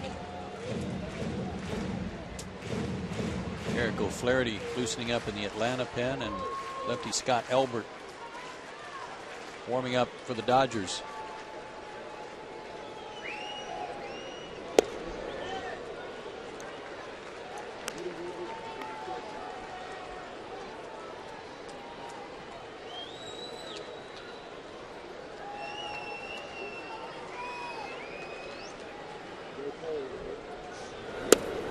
Another walk. Eovaldi walks Uggla for the 2nd time tonight. That's 5 for the game, and it brings Chipper Jones to the plate. His walk high had been 4, and that was in his 2nd start against Houston. And he didn't give up a run that night. 6 innings, 2 hits, 4 walks, and no runs, and he won that game 1-0. Actually got a no decision, but the Dodgers won it 1-0.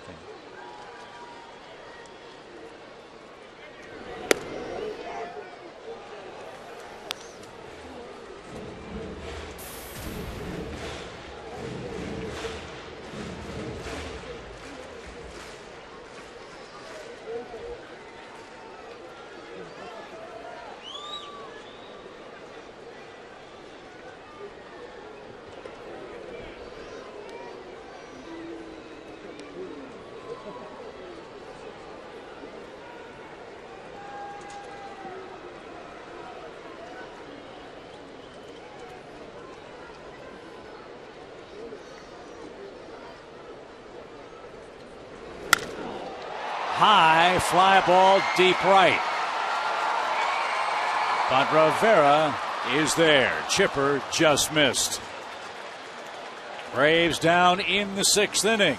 They've stranded 4 base runners. They've received 5 walks, and they've scored once on a Dan Uggla homer. To the 7th we go. Still tied.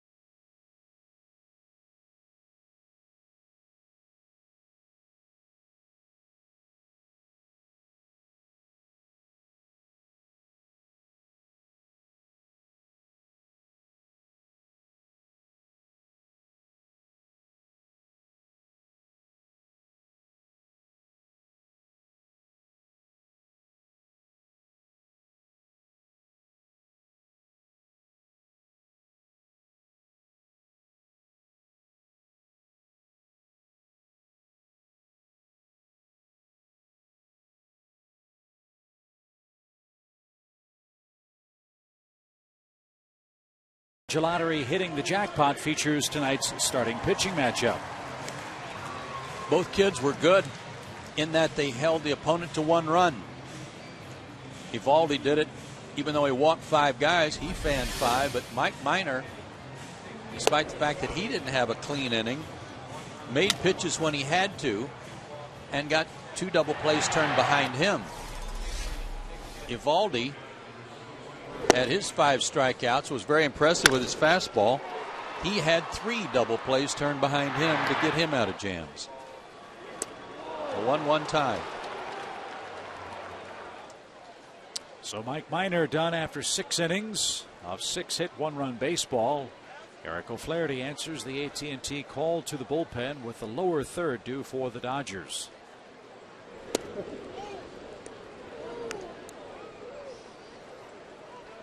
Eric was going to be the closer last night if the Braves had had the lead going to the 9th, but it didn't happen that way. He still got a night off.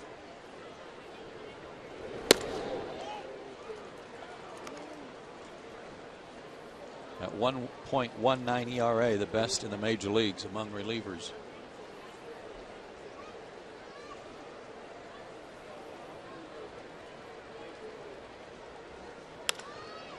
Ellis, the only man to touch the plate for the Dodgers tonight. He hit a 2nd inning home run off Mike Minor.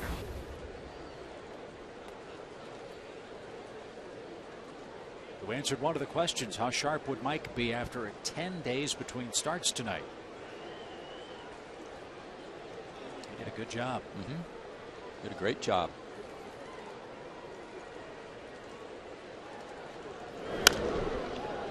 He only walked 2, struck out 7.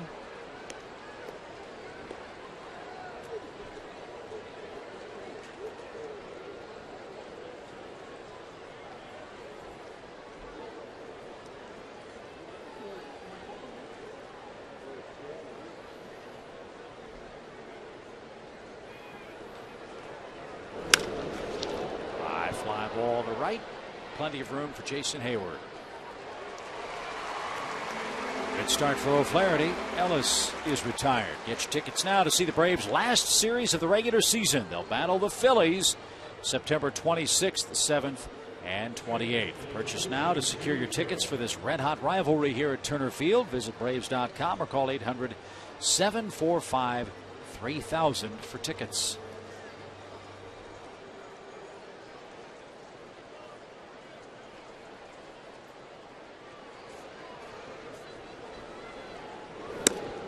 Ball one to Jamie Carroll, the Dodgers' second baseman tonight.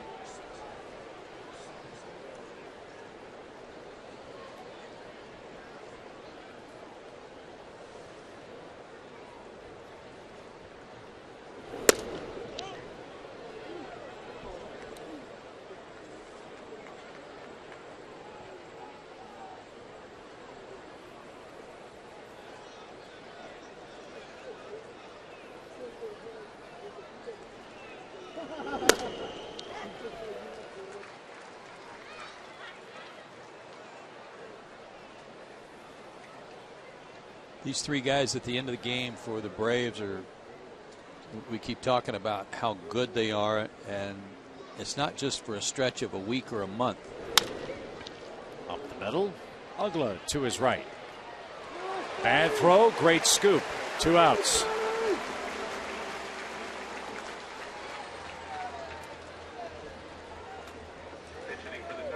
Couldn't get a lot on that throw because he had to plant and get rid of it quickly without the ability to get a little bit of a crow hop on it.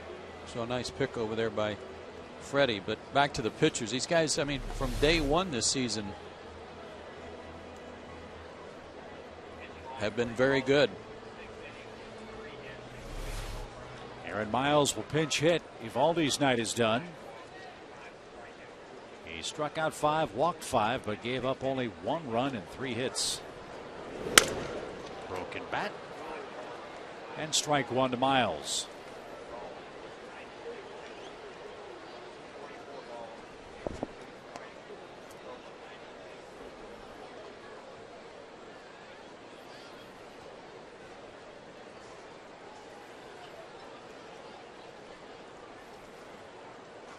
Aaron played last night, hit into a double play, did get on base with a walk, but he's been sitting over there all night. Brought his best bat up there to pinch hit and got 1 swing out of it.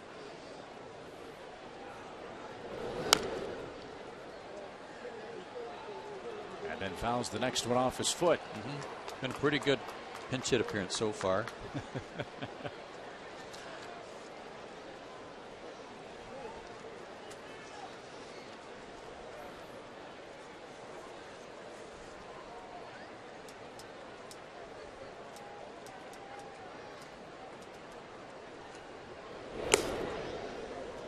Now 1-2. After a long rain delay, the Phillies and Marlins are back in action down in Miami. There's no score in that game in the second inning. Cardinals beat the Reds 6-4. St. Louis still alive for the National League wild card. Giants in Arizona. No score. And Miles is retired with relative ease by Eric O'Flaherty. 3 up, 3 down as we stretch. 1-1 game. Let's see if Freddie Freeman, Jason Hayward, and Alex Gonzalez can break a 1-1 tie.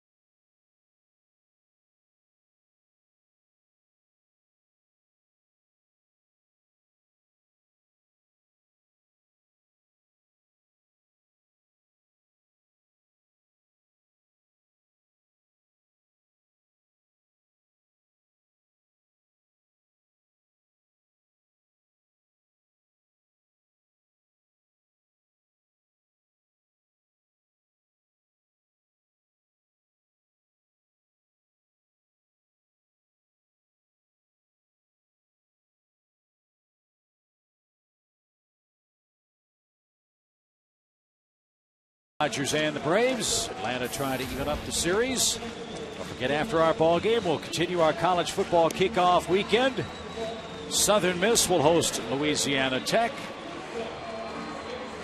We'll kick it off for you right after Braves-Dodgers baseball tonight at 10 o'clock on Sports South.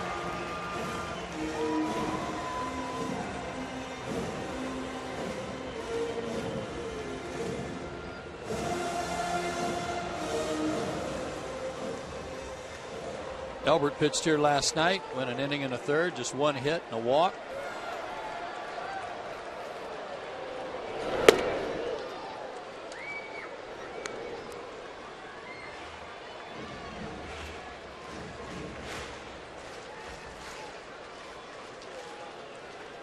Two lefties back to back, then Alex Gonzalez. One reason why he's in the game first out of the pen. A high fly ball right center. Kemp's got it for out number one. Freddie's 0 for 3 tonight. Jason Hayward 0 for 2 with 2 strikeouts. And he'll be taken down for a pinch hitter, Matt Diaz.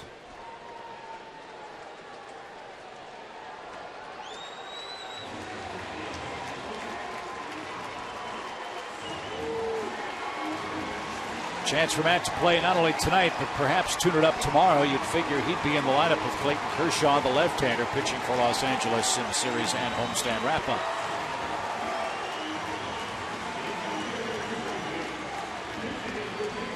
I'd say there's a good chance of that.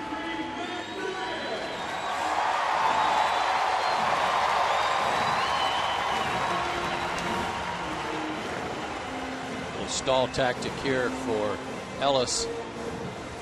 Finley Jansen, right-hander, loosening up in the Dodger pen, and he may not have been ready.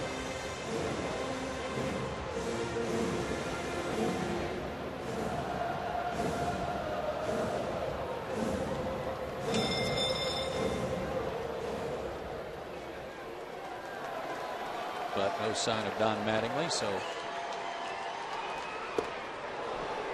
no change.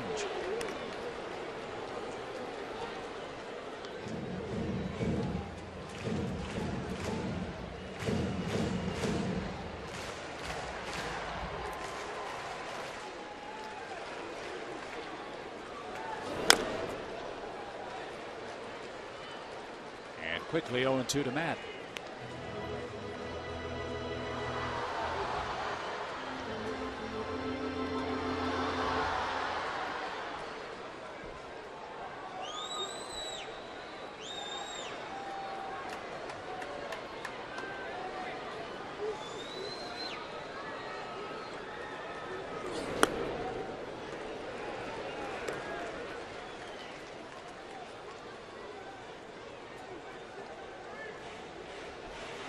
Just because you get Matt Diaz, this is a little refresher for you folks that don't remember. You get him 1 and 2 doesn't mean the at-bat's in danger. You could throw it, you could bounce one up there. He might hit a double to right center.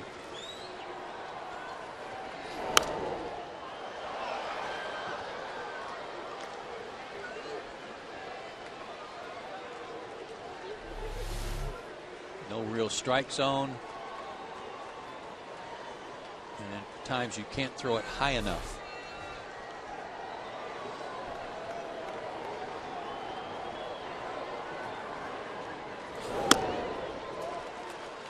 But maybe you can at times.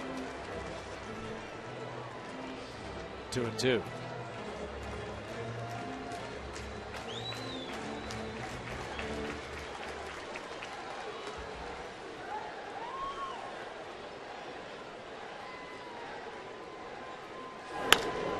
Into center.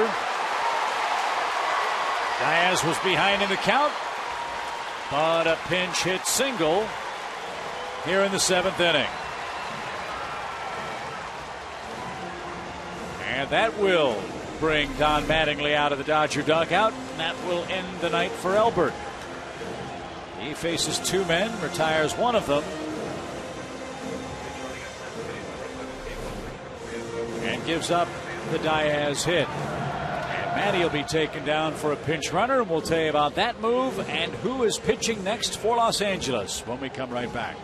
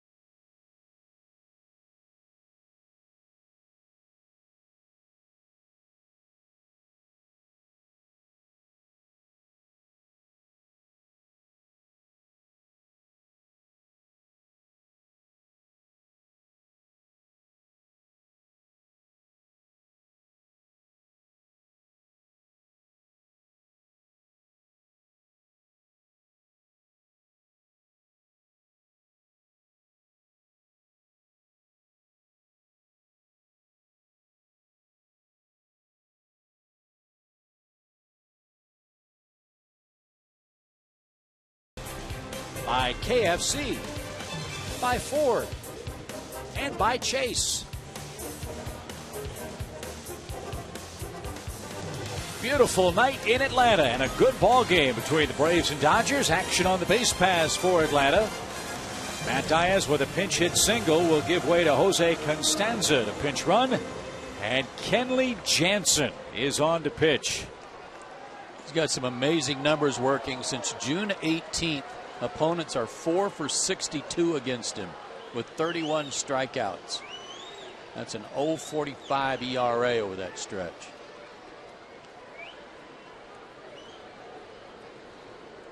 Stanza, big lead, now shortens it up, and Jansen steps off. Jansen had the second longest active scoreless inning streak in baseball behind Craig Kimbrell. Gave up a ninth inning run a couple of games ago for the Dodgers.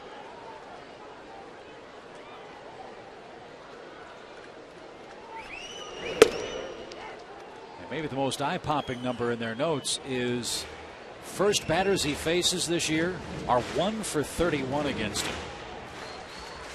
It's mighty important when you come in and inherit runners, come into tough spots, get that first guy.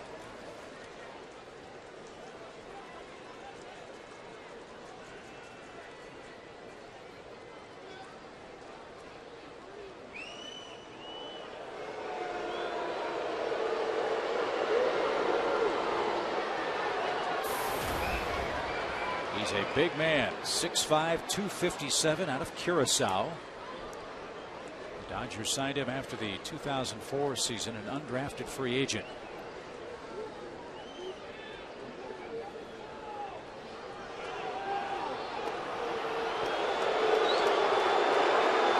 And while the crowd boos, you're seeing the effect of speed and Constanza and what that's doing to Jansen. Good idea by Alex to call timeout and stop that.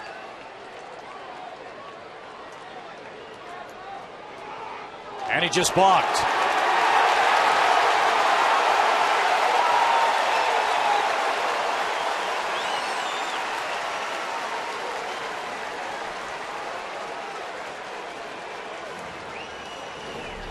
He tried to step off, but it was too late. He had that little upper body lean, and A.J. Ellis knew it too. No argument from the Dodger bench.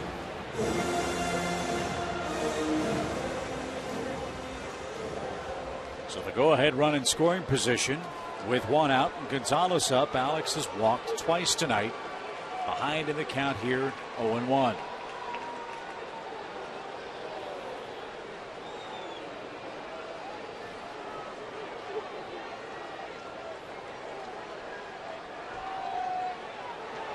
He and Ellis completely and totally out of sync. Maybe Jansen can't see the signals. Ellis, as he made his way to the mound, grabbed a big handful of chalk. Maybe Jansen can't see the signals. Trying to rub some on his fingers to see if that helps.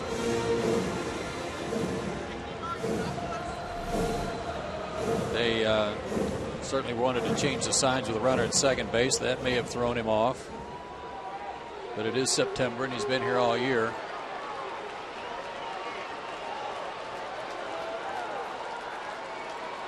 Signs usually don't change that much.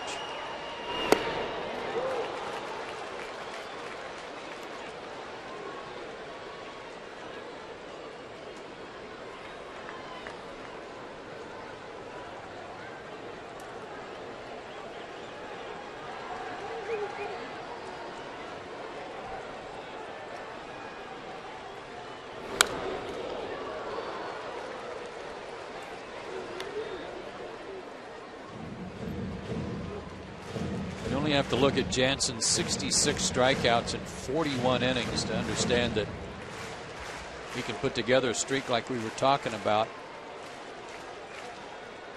He's walked a few guys too, but only a 166 average against him for the year.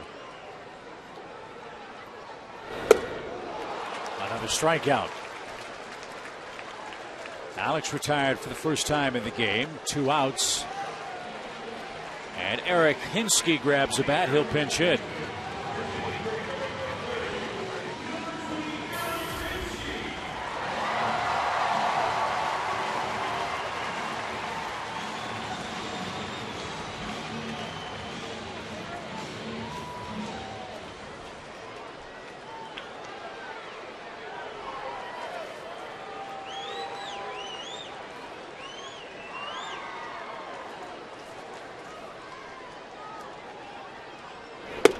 Eric has faced Jansen once, and that's a happy result. Turned that fastball around, obviously.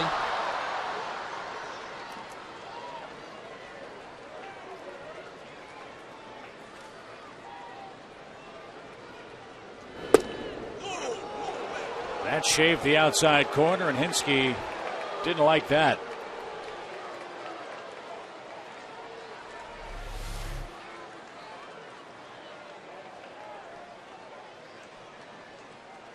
Brian Gorman has given that pitch at times tonight, other times he has not.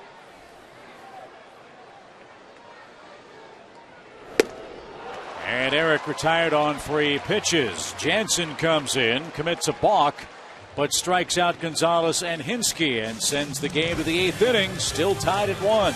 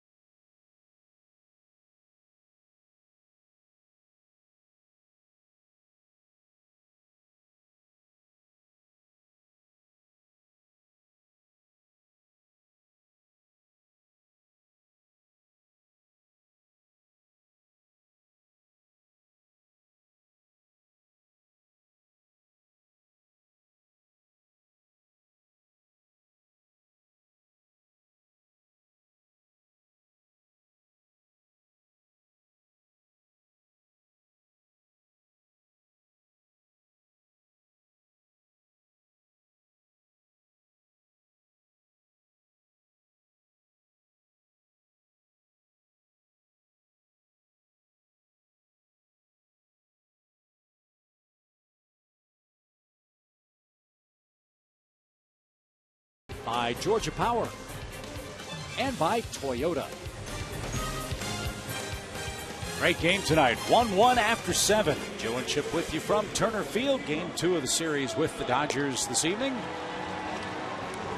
Another AT&T call to the bullpen for Atlanta.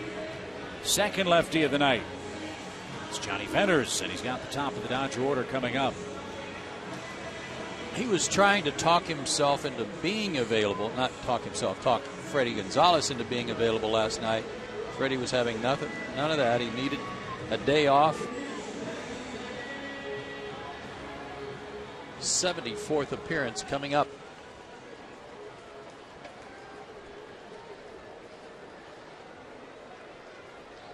Justin Sellers is 0 for 3 tonight. A change for Atlanta. Jose Constanzo remains in the game. He'll play right field.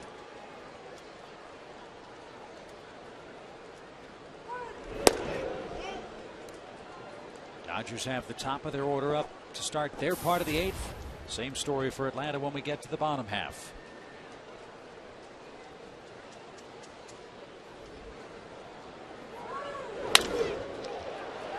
And Sellers with a leadoff single.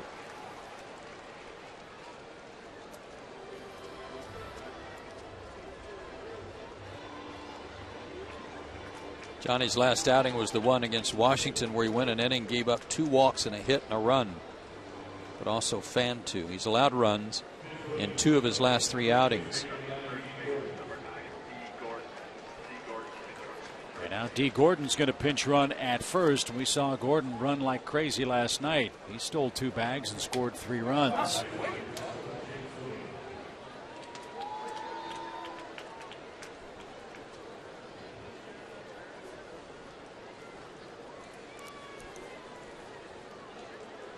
He is a concern, but the guy at the plate is red hot. You got to be concerned with him first.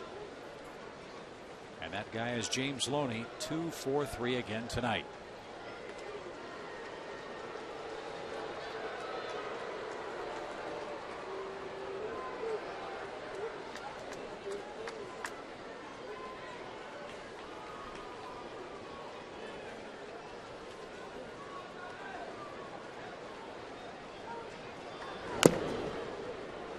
Wow, he was trying to bunt, or was he just trying to protect the runner?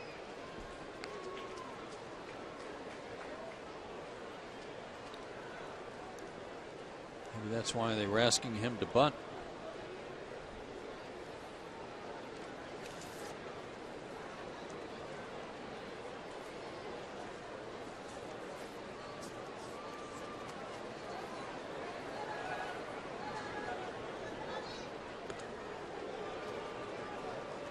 Loney this year has but one sacrifice bunt.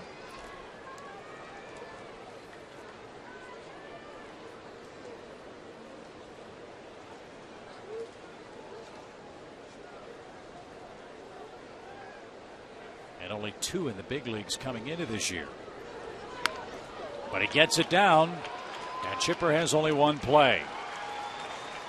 And had to scramble back to the third base bag, for no one was covering. Gordon at second.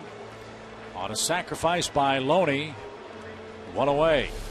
Nicely done by a guy who's never asked to do this. And on a tough pitch up and in from Johnny Venters, got it down. Go ahead, run in scoring position, and that's a fast guy. So who do you want, Kemp or Rivera? No, well, I don't want this guy, and neither does Freddie Gonzalez.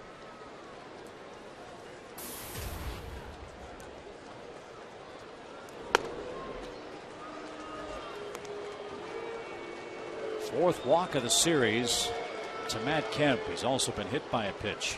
And that's something when you're talking about the Triple Crown and a batting title, might really become a favorable asset to him as teams pitch around him a lot in September, just as the Braves are doing, and it kind of shortens how many hits you're going to need to win the batting title. Other hitters may be getting tired and their averages are going down, and you might go 1 for 2 or 2 for 3 on any given night because you walked a couple of times.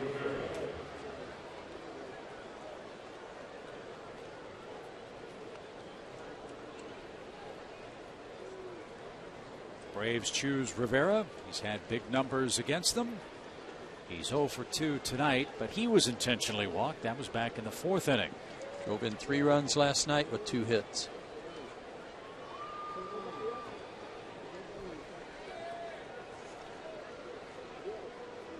Juan has hit into 4 double plays with the Dodgers, hit into 11 in the American League.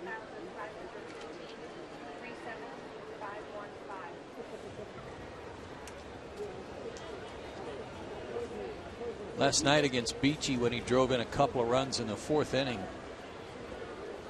took a nice inside out swing on a pitch down and in, and it's kind of hard to do that, but he sliced it to center field.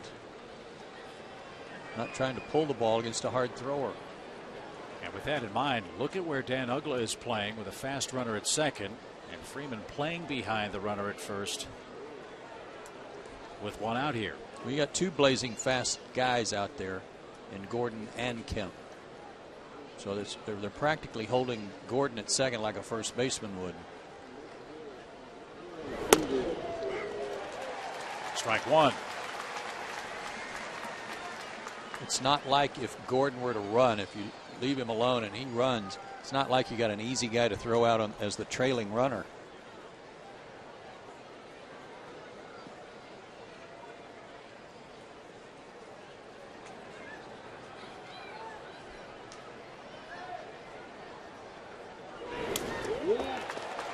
That was swung at and missed. And Gordon got a great secondary jump and makes third without a play.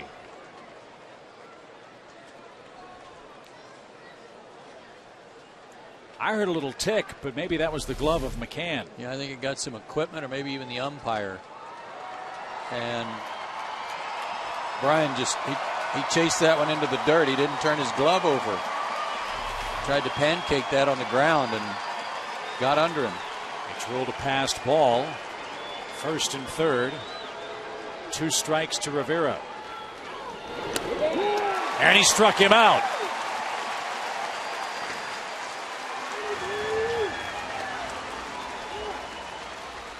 That ball had a lead weight on it, didn't it? Beauty. Brian backhanded that one, too.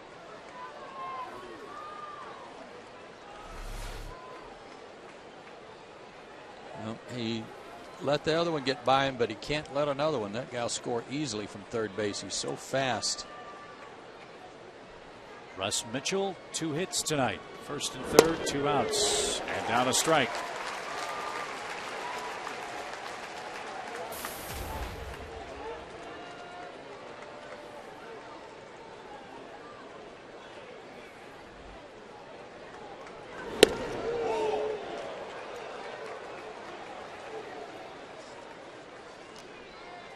Johnny's issues a couple of nights ago against Washington were command problems. He couldn't find the strike zone. That's not the case tonight.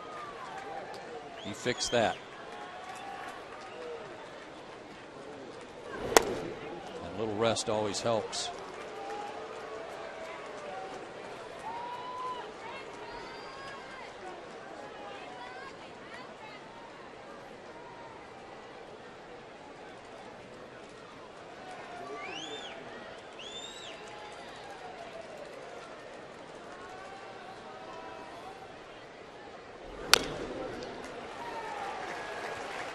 Now Johnny 1 strike away from ending this Dodger 8th inning threat.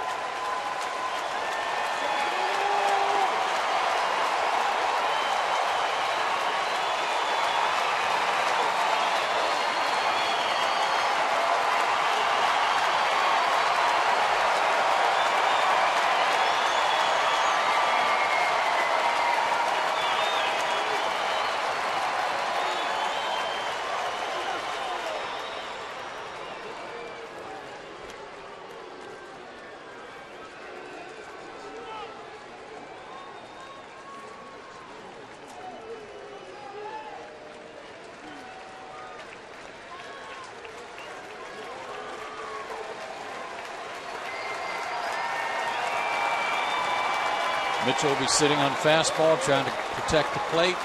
Back-door slider might be the call. It was. Vetter strikes out Rivera and Mitchell with runners at 1st and 3rd. Amazing. Top of the Braves order coming up. Still tied at 1.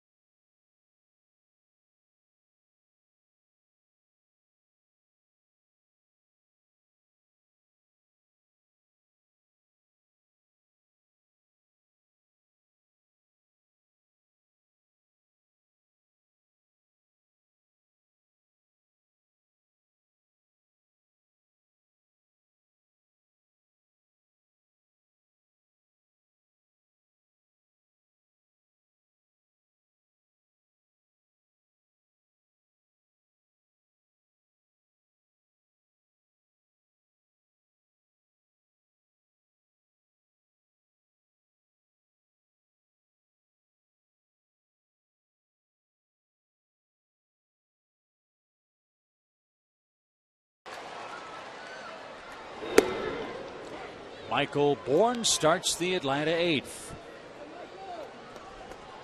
1-1 is your score.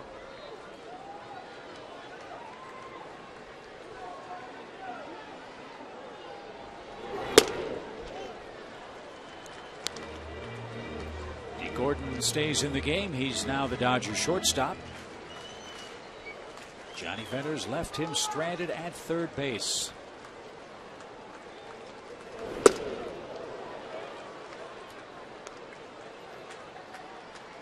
Get on anyway, anyhow.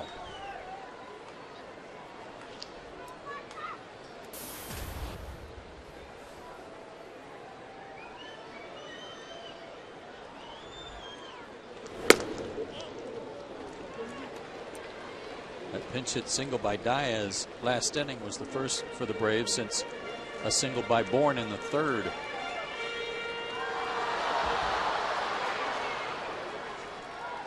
They've had some chances. Leadoff walk in the third, back-to-back walks to start the fourth, a sixth inning walk, fifth inning walk, and only Uggla's homer leading off the second for the Braves offense tonight so far.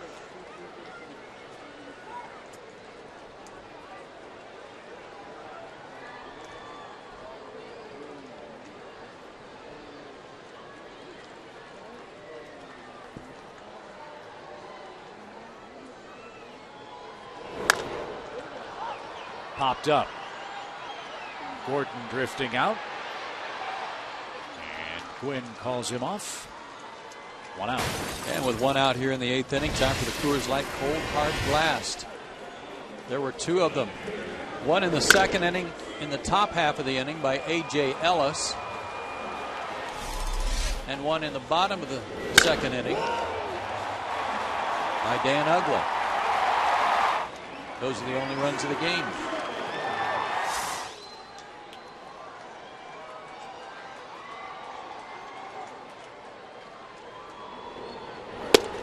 Is 0 for 3 tonight.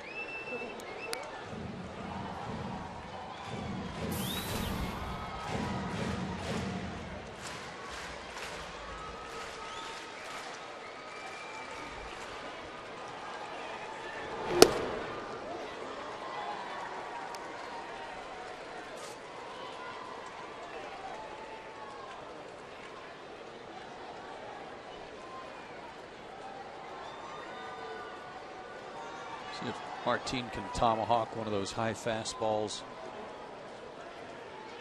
ambush it like we've seen him do. He tried and fouled it straight back. 2 balls and a strike.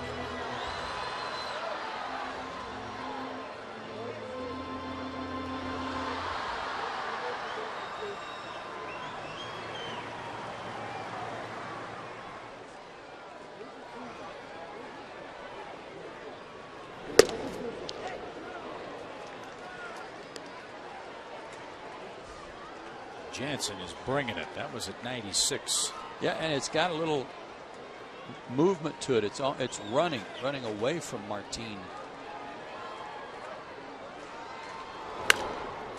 I think the pitch that was called a strike on Hinsky that was borderline didn't really look like a strike, but it looked like it had a little run back to the outside corner that had started off the plate.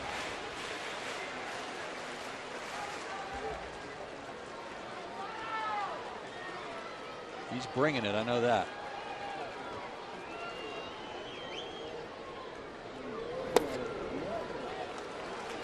Goes across his body a little bit. A little difficult to pick up.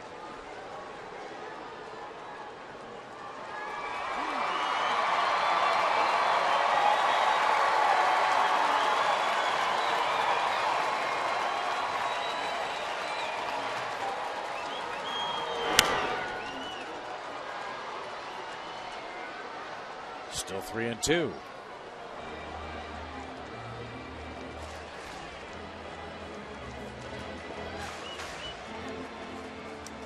Prado's had one appearance against Jansen head-to-head. That was a walk. He spoiled another good pitch.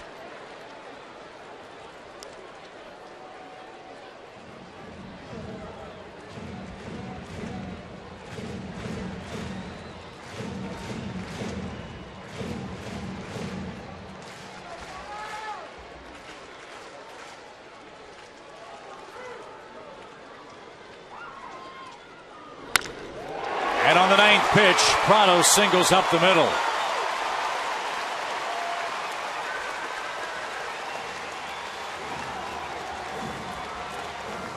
Kenley Jansen only started pitching 2 years ago. He was a position player in the Dodger organization and worked his way up to the big leagues, actually to AAA as a hitter, before they made a pitcher out of him. His career minor league numbers, a .229 average with 15 homers.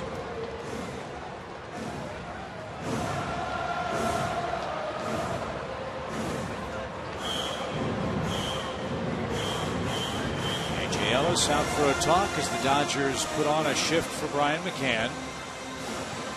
Brian has struck out twice. He's walked once. He's got the entire left side of the infield to play with here, with Dan Uglow waiting on deck.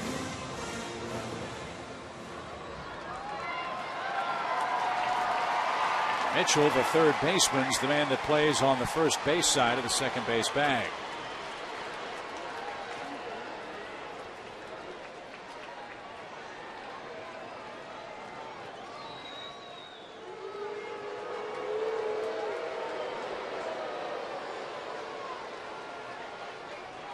In case you're wondering, at 6'5" and almost 260, what position he played, he was a catcher.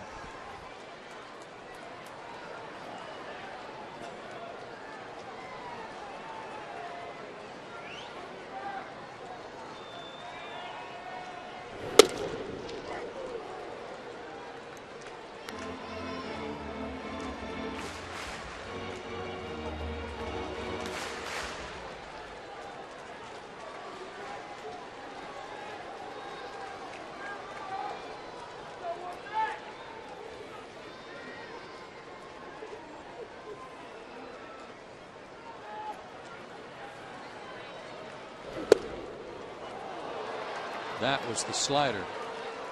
The others that have been running, coming back toward a left-hander, are more like cutters. And now Brian down 2 strikes.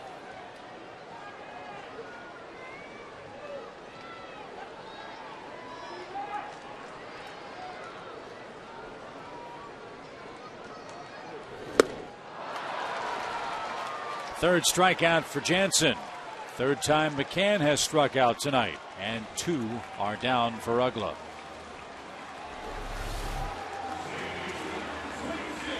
And that high riding four-seamer, tough to get on top of. Tough night for Brian McCann.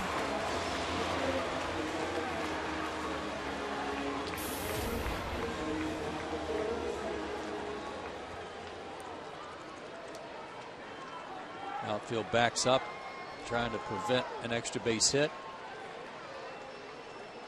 Rivera in right, just a step or 2 from the warning track.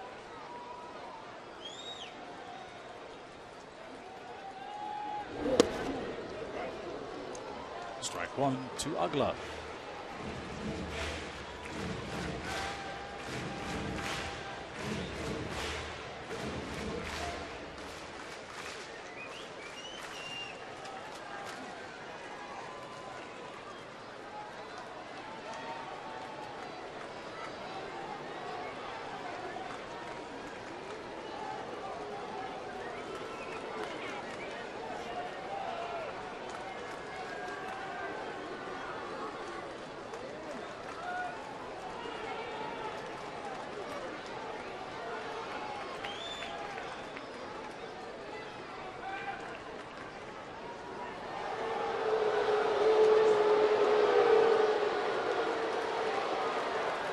Balked once, you might get him to do it again if you bluff going.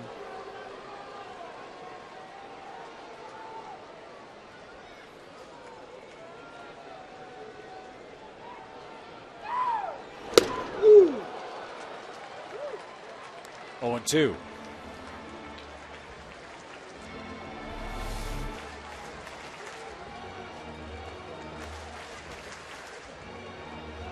Right there.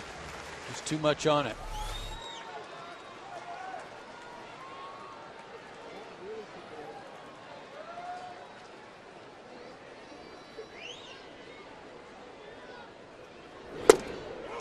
inside corner. Kenley Jansen, very impressive. 4 strikeouts covering an inning and 2/3 of relief. And this game heads to the 9th inning, still tied 1-1.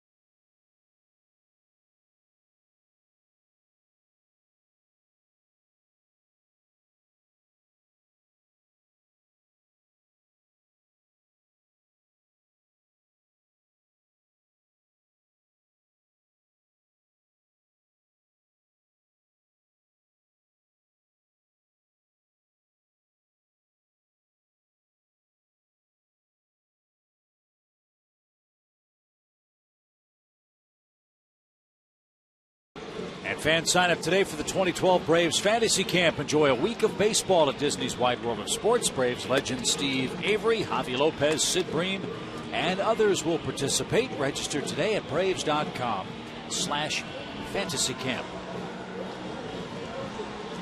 Another AT&T call to the bullpen. Third man out of the pen tonight is Craig Kimbrell. He too got a day off yesterday after working 3 straight days to earn saves in 2 of those 3 games. 42 on the year, that leads baseball. And a major league record for rookies.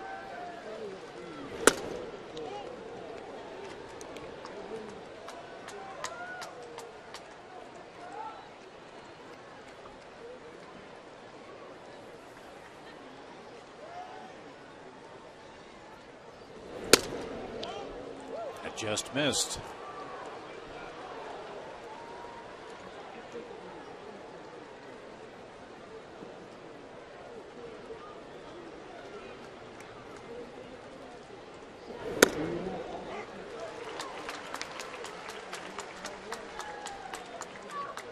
Win tonight, 2 strikeouts and a double play.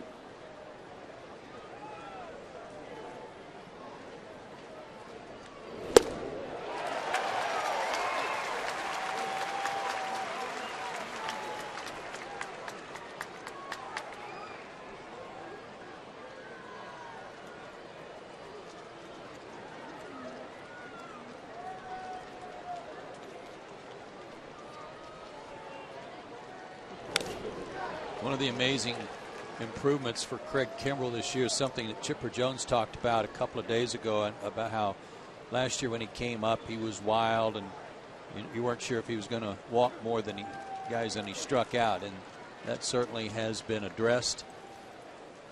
Craig hasn't walked anybody in his last 4 starts and only 4 in his last 13, but never more than 1 in an outing. And Buster Olney on his baseball blog online the other day had an amazing stat about Kimbrell. 118 at bats this year have started with strike 1.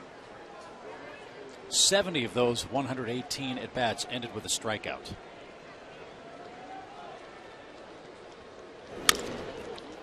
Ground ball to first.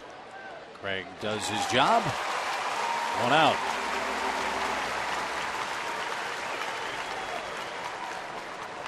Freddie's got a nice touch on that too. Freeman showed him the baseball, gave him a nice lead as he was going to first.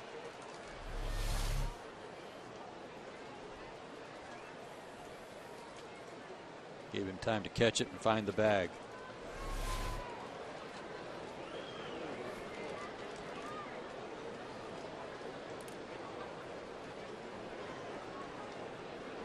A.J. Ellis. Woo! He's 1 for 3 tonight.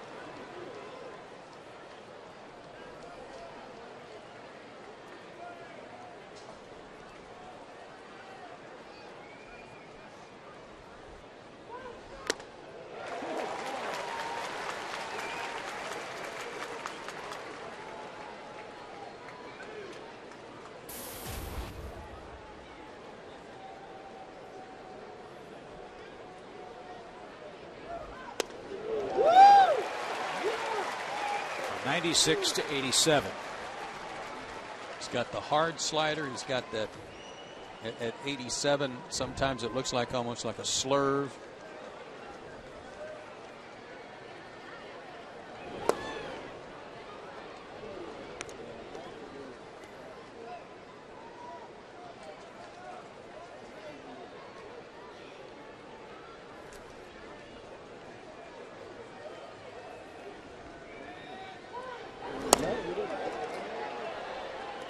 No swing, full count.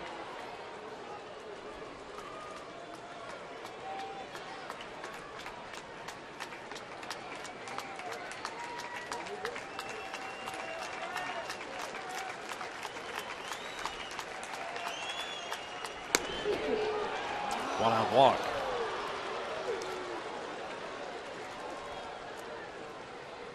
Fourth walk issued by Braves pitchers tonight. And now the Dodgers will go to the bench again. They'll get Ellis out of the game, bring on a pinch runner. That's Eugenio Velez. Number 3 Velez in running at first base. Number 3 Velez. And you got a good hit and run man at the plate.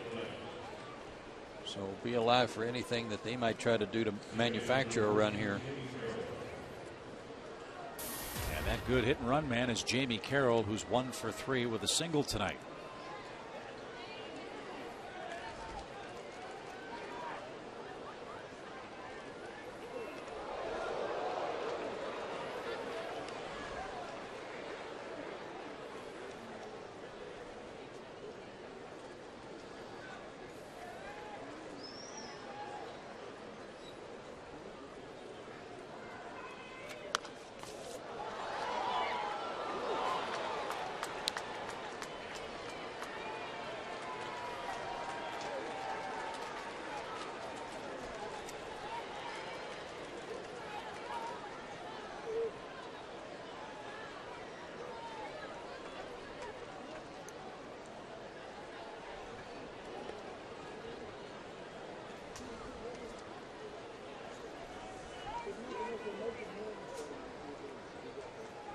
Velez has only been in 24 games for the Dodgers. He has 1 stolen base.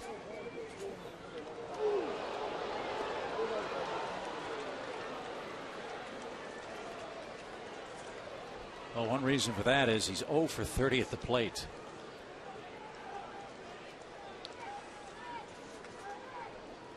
He's got a good lead. And Carroll fouls it away. Velez had an excellent chance to reach safely, but he'll head back to first with an 0-2 count.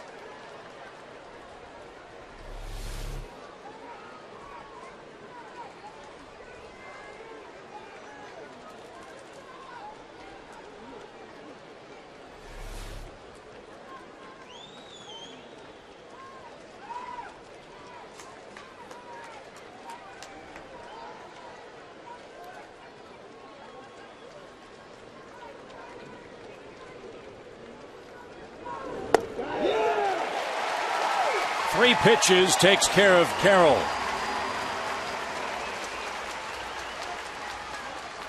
No argument from Jamie Carroll. That slider just locked him up.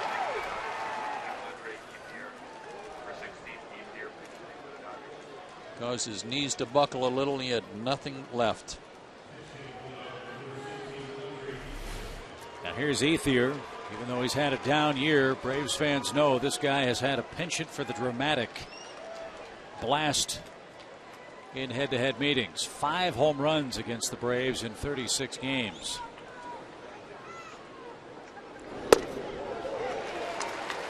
Last year he was Mr. Walk-Off for Los Angeles. Here's a situation, though, with a pinch hitter where if you send the runner and he gets thrown out, you either lose the pinch hitter or you have to leave him in the game. And if that were the case, then Ethier would have to take the place of Rivera or Gwynn. You know he's not going to take Kemp's place.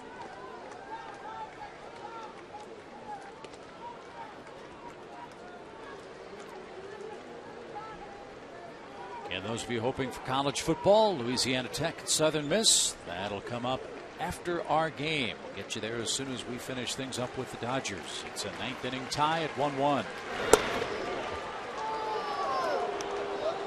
98, he's getting loose.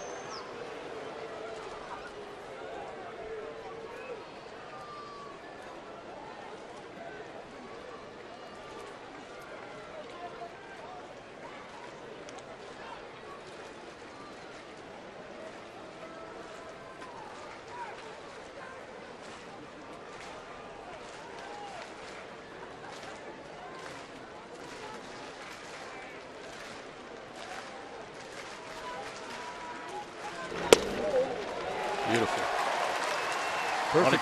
Perfectly placed.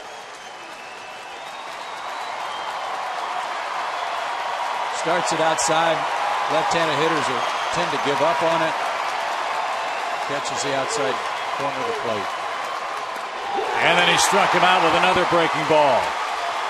2 strikeouts for Kimbrel in the 9th inning. Braves try to win it in the 9th. Chipper Jones and Freddie Freeman get it started next.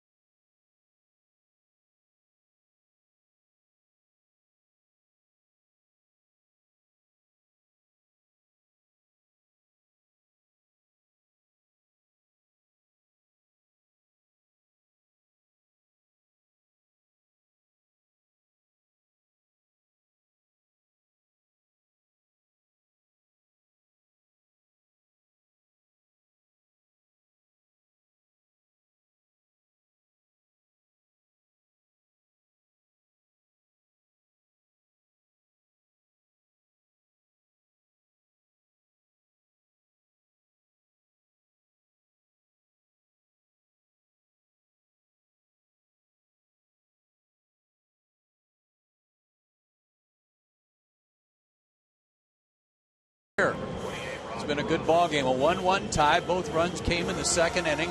Home runs from Ellis and Ugla. 2 starting pitchers, 2 kids. Evaldi, 6 innings of 1-run ball. Mike Minor the same. Minor struck out 7 and Evaldi walked 5 and struck out 5. But our Toyota play of the game, how about this beauty in the 6th inning, backing up Mike Minor from the glove to the bare hand. Dug out by Freeman. That double play, our Toyota play of the game. There's a couple of changes now for Los Angeles as the Braves come up for the 9th inning. Let's start behind the plate where Rod Barajas has taken over for A.J. Ellis.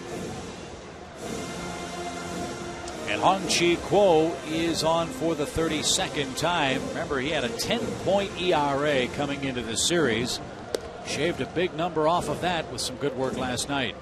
Yeah, he looked real good last night. 2 innings of 1-hit shutout ball, no walks, 3 strikeouts. And he came in at a time in the game when the Braves were, putting it on him pretty good, and he held the Braves for 2 innings, and his teammates started catching up.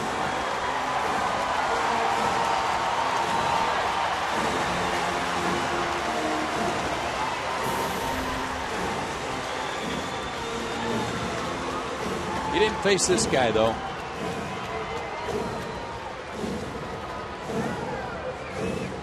Chipper singled in his first at bat and hit a towering fly ball to right that ended the Braves' 6th in his last at bat.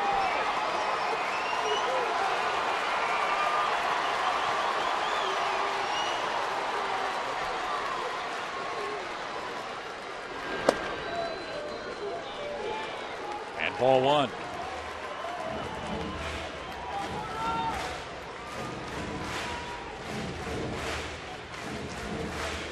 One more of those tonight.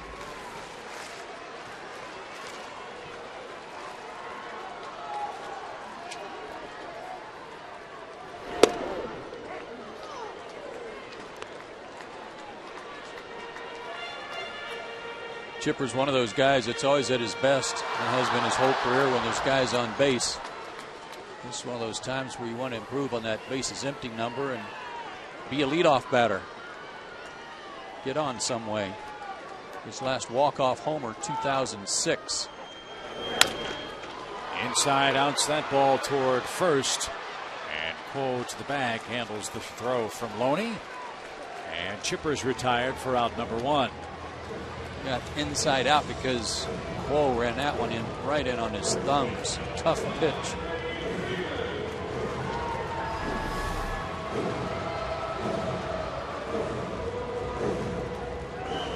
Trying to fight it off.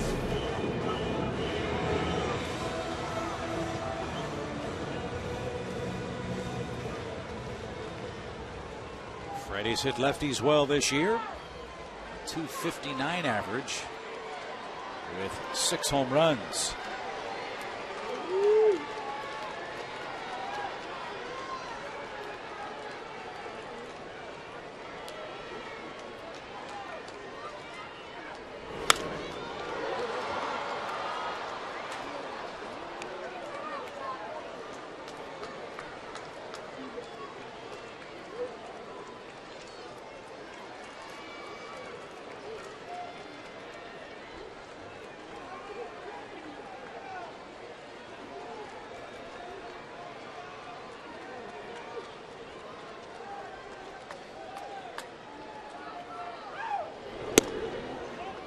Remember how when Freddie got that game-winning hit off Brian Wilson of the Giants, he made an adjustment within the at-bat.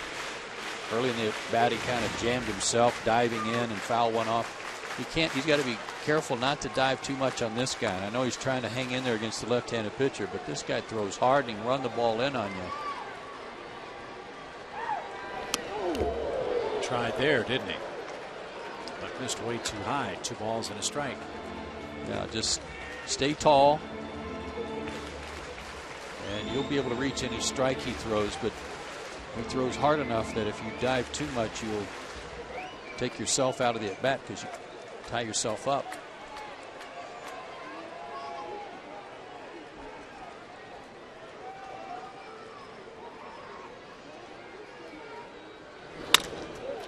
To short. Gordon's got it.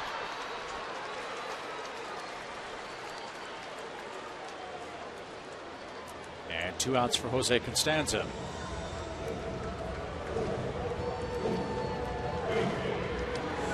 Jose came on as a pinch runner in the 7th after Matt Diaz singled in a pinch while batting for Jason Hayward.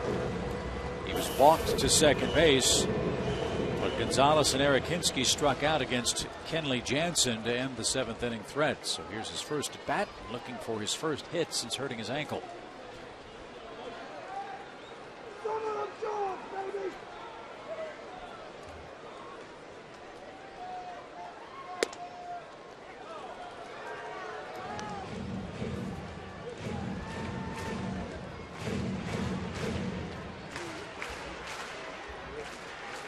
Stanza 12 hits and 30 at bats, a .400 batting average against left-handed pitching.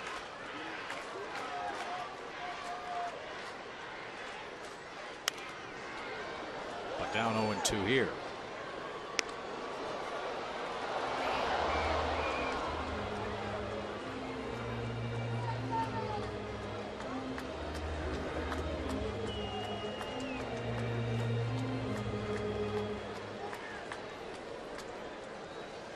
their outfield, as much as they prefer to play a little deep here in the bottom of the ninth, they've come in on Jose. Gwynn in left is shortened up, so is Kemp in center. Rivera still deep in right.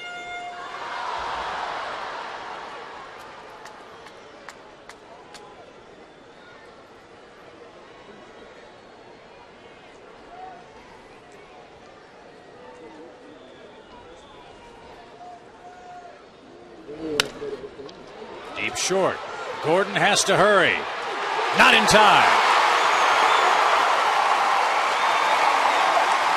Gordon did all he could. But Constanza has his first hit since hurting that ankle. And a very fast man aboard with 2 outs in the 9th inning. Got his feet set. Made a strong throw, but it's not in time.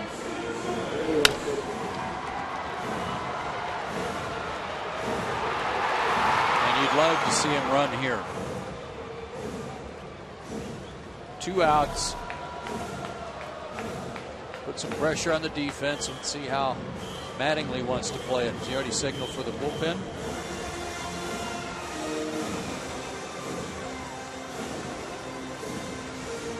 Mike McDougal's ready, so yeah. So instead of a lefty looking at the would-be base stealer at first, the Dodgers will bring on a righty. We'll see how it works out for them after this.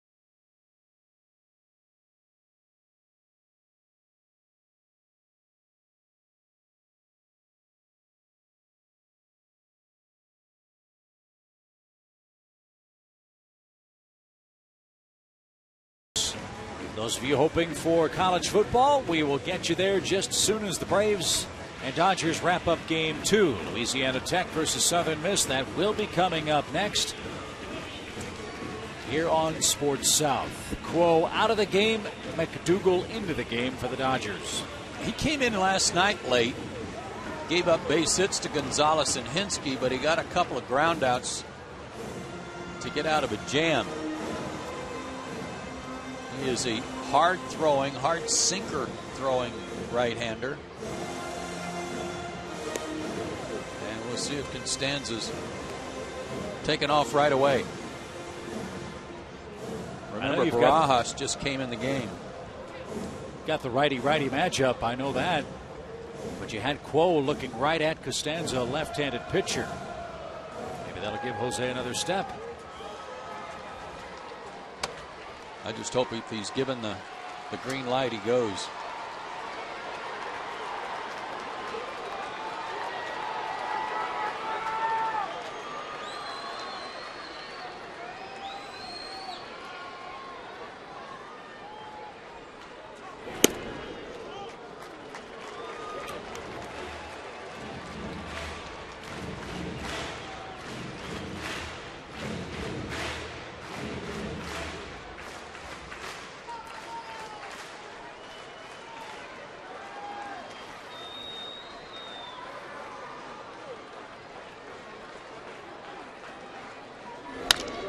Line drive left center field. That'll drop in front of Kemp.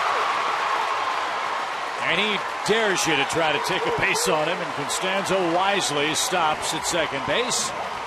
They're at first and second now with 2 outs, and it's Brooks Conrad to pinch hit. Another good night for Alex Gonzalez, too. 2 hits and a walk last night. He's got a hit and 2 walks tonight, and he's 2 for 2 off McDougal in this series.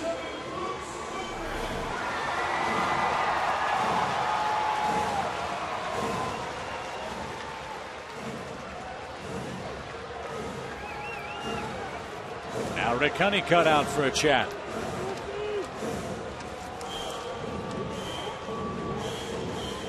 Scouting report here.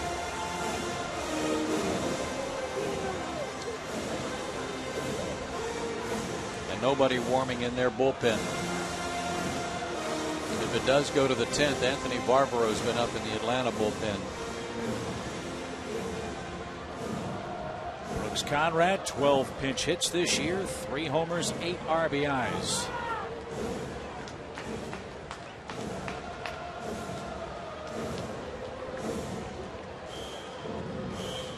And the only man that matters right now is the blazing speed of Jose Constanza out at second base.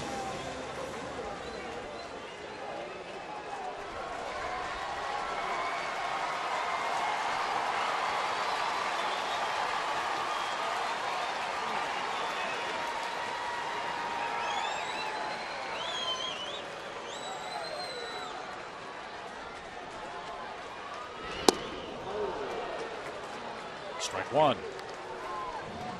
McDougal comes out of his stretch, elbows and kneecaps real fast, kind of like Tyler Clippard from Washington. But you can't get caught up in that. I mean, he throws hard enough as it is, but if you start really reacting to the motion and he throws you that slider like he just did Brooks, then you're so far out on your front foot, there's no way to react. Stay back, see it.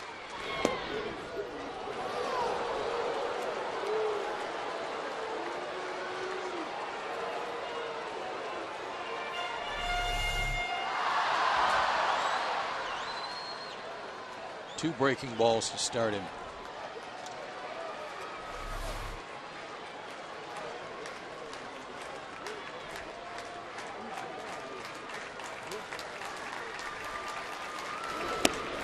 And a third one over the outside corner.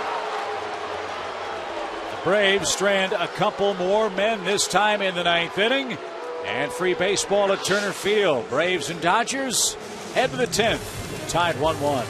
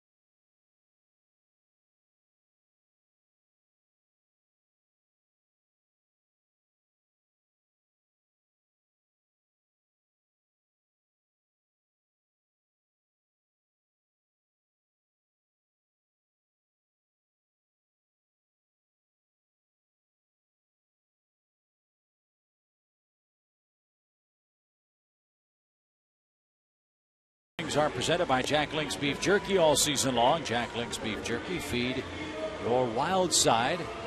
Braves have played a ton of extra inning baseball this year. We'll talk about that as we first tell you who the new Braves pitcher is. Anthony Varvaro answers the AT&T call to the bullpen. His first outing since he got called back up when the rosters were expanded.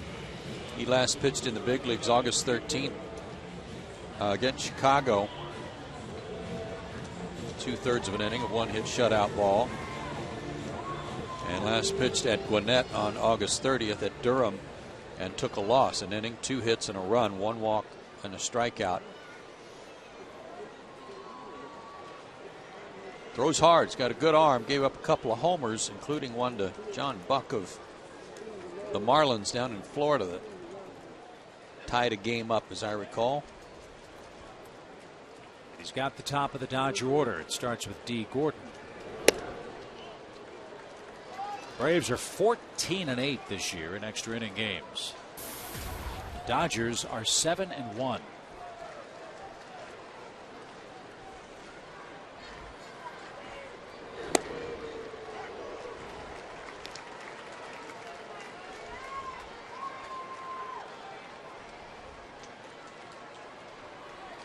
First at bat for Gordon tonight. He came on as an 8th inning pinch runner. Was left stranded at third base.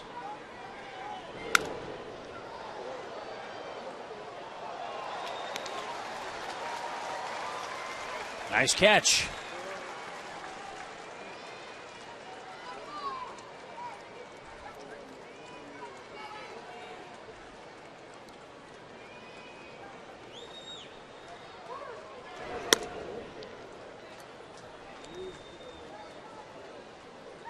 The Braves' big three: O'Flaherty, Venners, and Kimbrel. 3 innings of 1 hit, shutout ball, 2 walks, 5 strikeouts.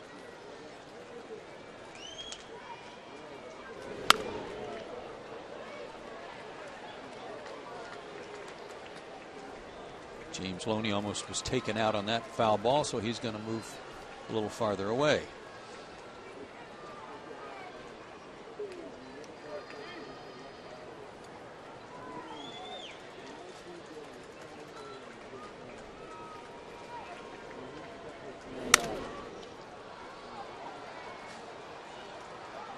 Again foul by D. Gordon. Martin Prado swung way over toward the line, playing him to hit the opposite field in very shallow, almost softball depth. Bourne way over in left center.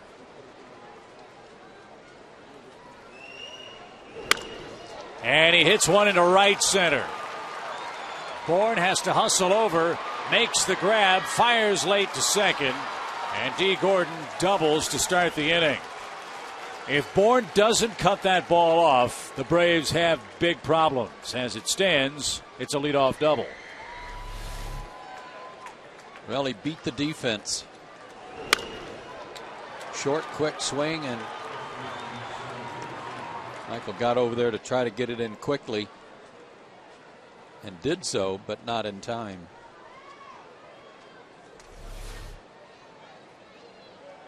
Let's see how Los Angeles plays it in the 10th. They had a leadoff hit in the 8th inning, and Loney got a sacrifice down.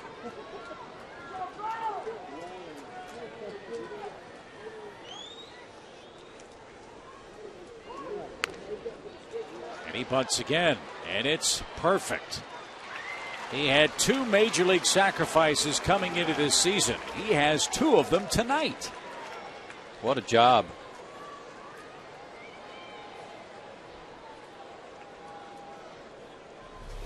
He's been tearing it up over the last month and really since the All-Star break. Moved up to the 2nd spot in the batting order, and all of a sudden that's a spot where he's asked to bunt, and he does it perfectly. So Braves will not pitch to Matt Kemp. They'll put him on again in this series. 3rd time Kemp will be walked, 2nd time intentionally. And they'll set up a potential double play with Rivera coming up. This is a Barry Bonds type series for Matt Kemp. That's the way the Braves treated Barry Bonds, the way a lot of teams treated Bonds. Whoa.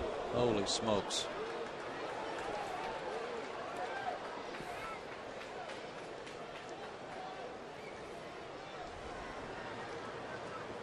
Nice save by Bryan.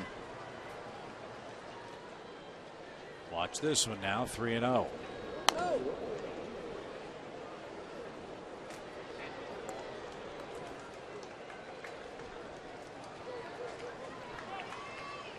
Dodgers have their closer, Javi Guerra, loosening up. They've also got Jack Lindblom.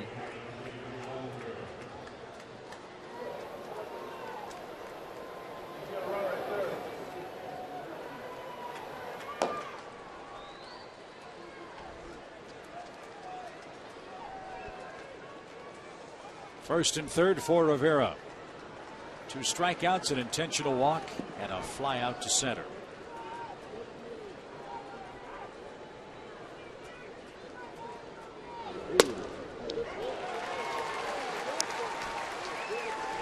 Good call by Brian McCann. First pitch breaking ball.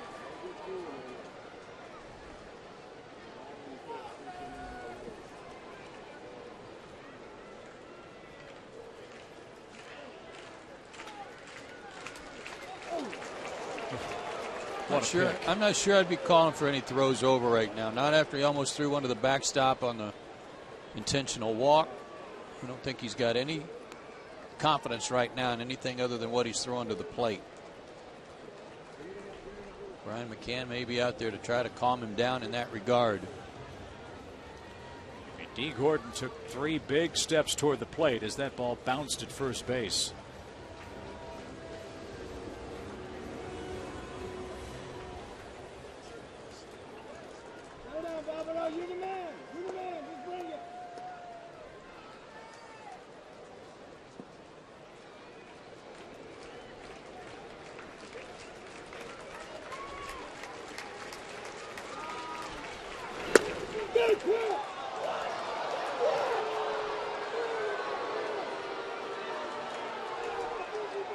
Southern Miss, an early lead. We'll get you there as soon as we wrap things up with the Dodgers.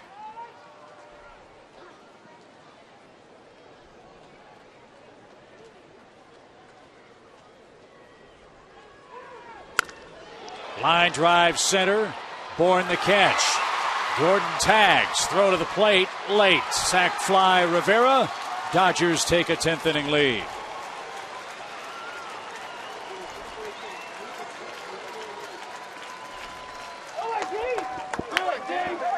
D. Gordon can really run. Michael Bourne came in, got that ball on the run, had all his momentum coming to the plate, made a good throw, and it wasn't anywhere close to being in time. That guy can move. Good throw, too. And the inning began with a cross-up of the defense. Gordon able to pull a ball with the Braves swung around toward left.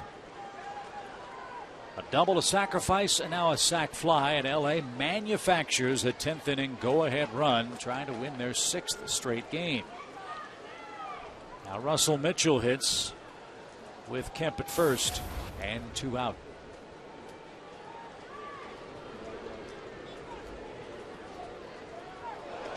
Now Kemp's picked off. See if the Braves can run him down. And Alex does.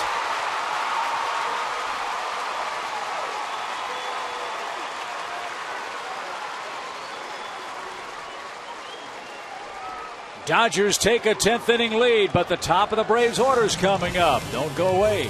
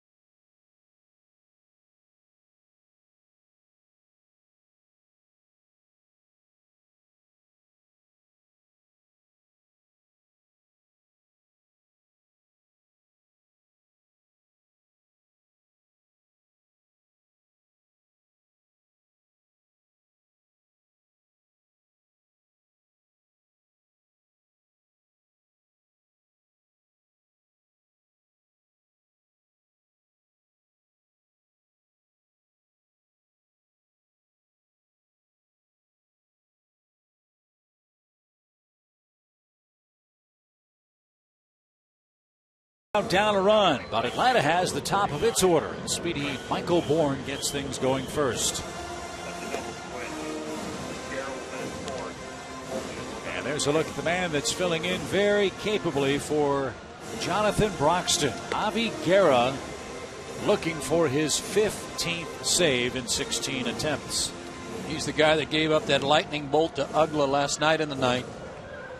That brought the Braves back to 8-6, but that's all the Braves got. Actually, they got a walk. He did walk Chipper right after the home run, but he fanned two and earned his 14th save last night.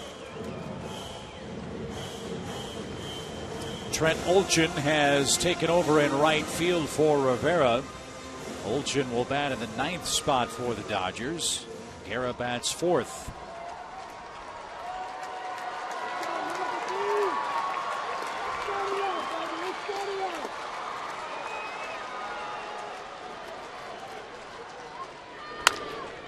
One pitch.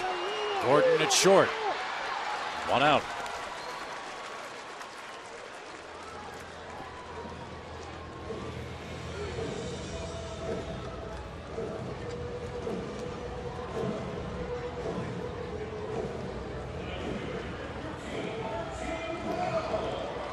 Martin Prado, 1 for 4.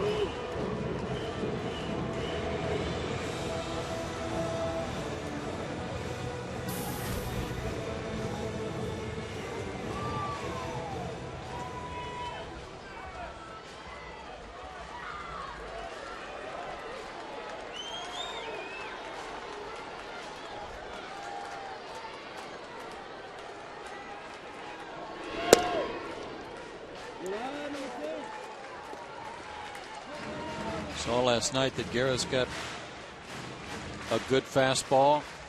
Had a little trouble with his breaking ball last night. Throws hard. See if his command is there. How about that swing? 90-mile-an-hour cutter or a hard slider. I don't think it was a slider at 90, but it was more like a cutter that went down.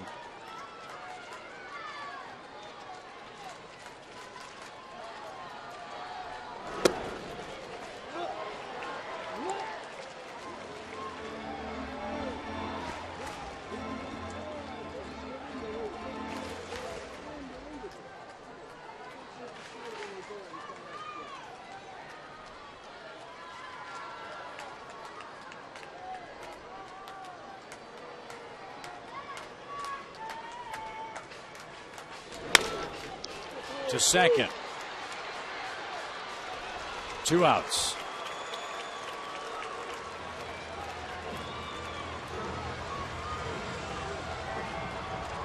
Braves down to their last out and 1 out away from going 1-5 against the Dodgers this year. And the prospect of facing Clayton Kershaw tomorrow. Brian McCann, the Braves' final hope, has struck out 3 times tonight. Again, the Dodgers shift.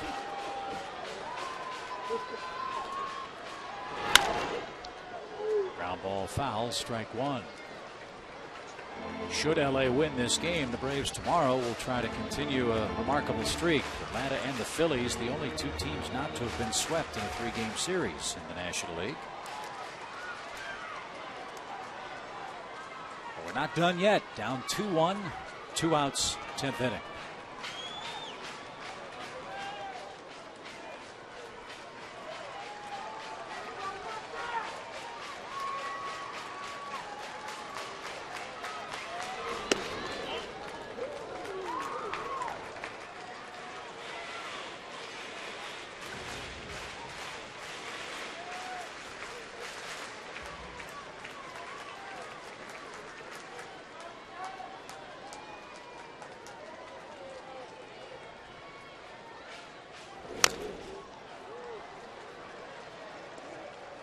One ball, 2 strikes. There have been some. I'd like to know how many pitches tonight have been thrown over 95 miles an hour by both sides. It's a huge number. That one was 96.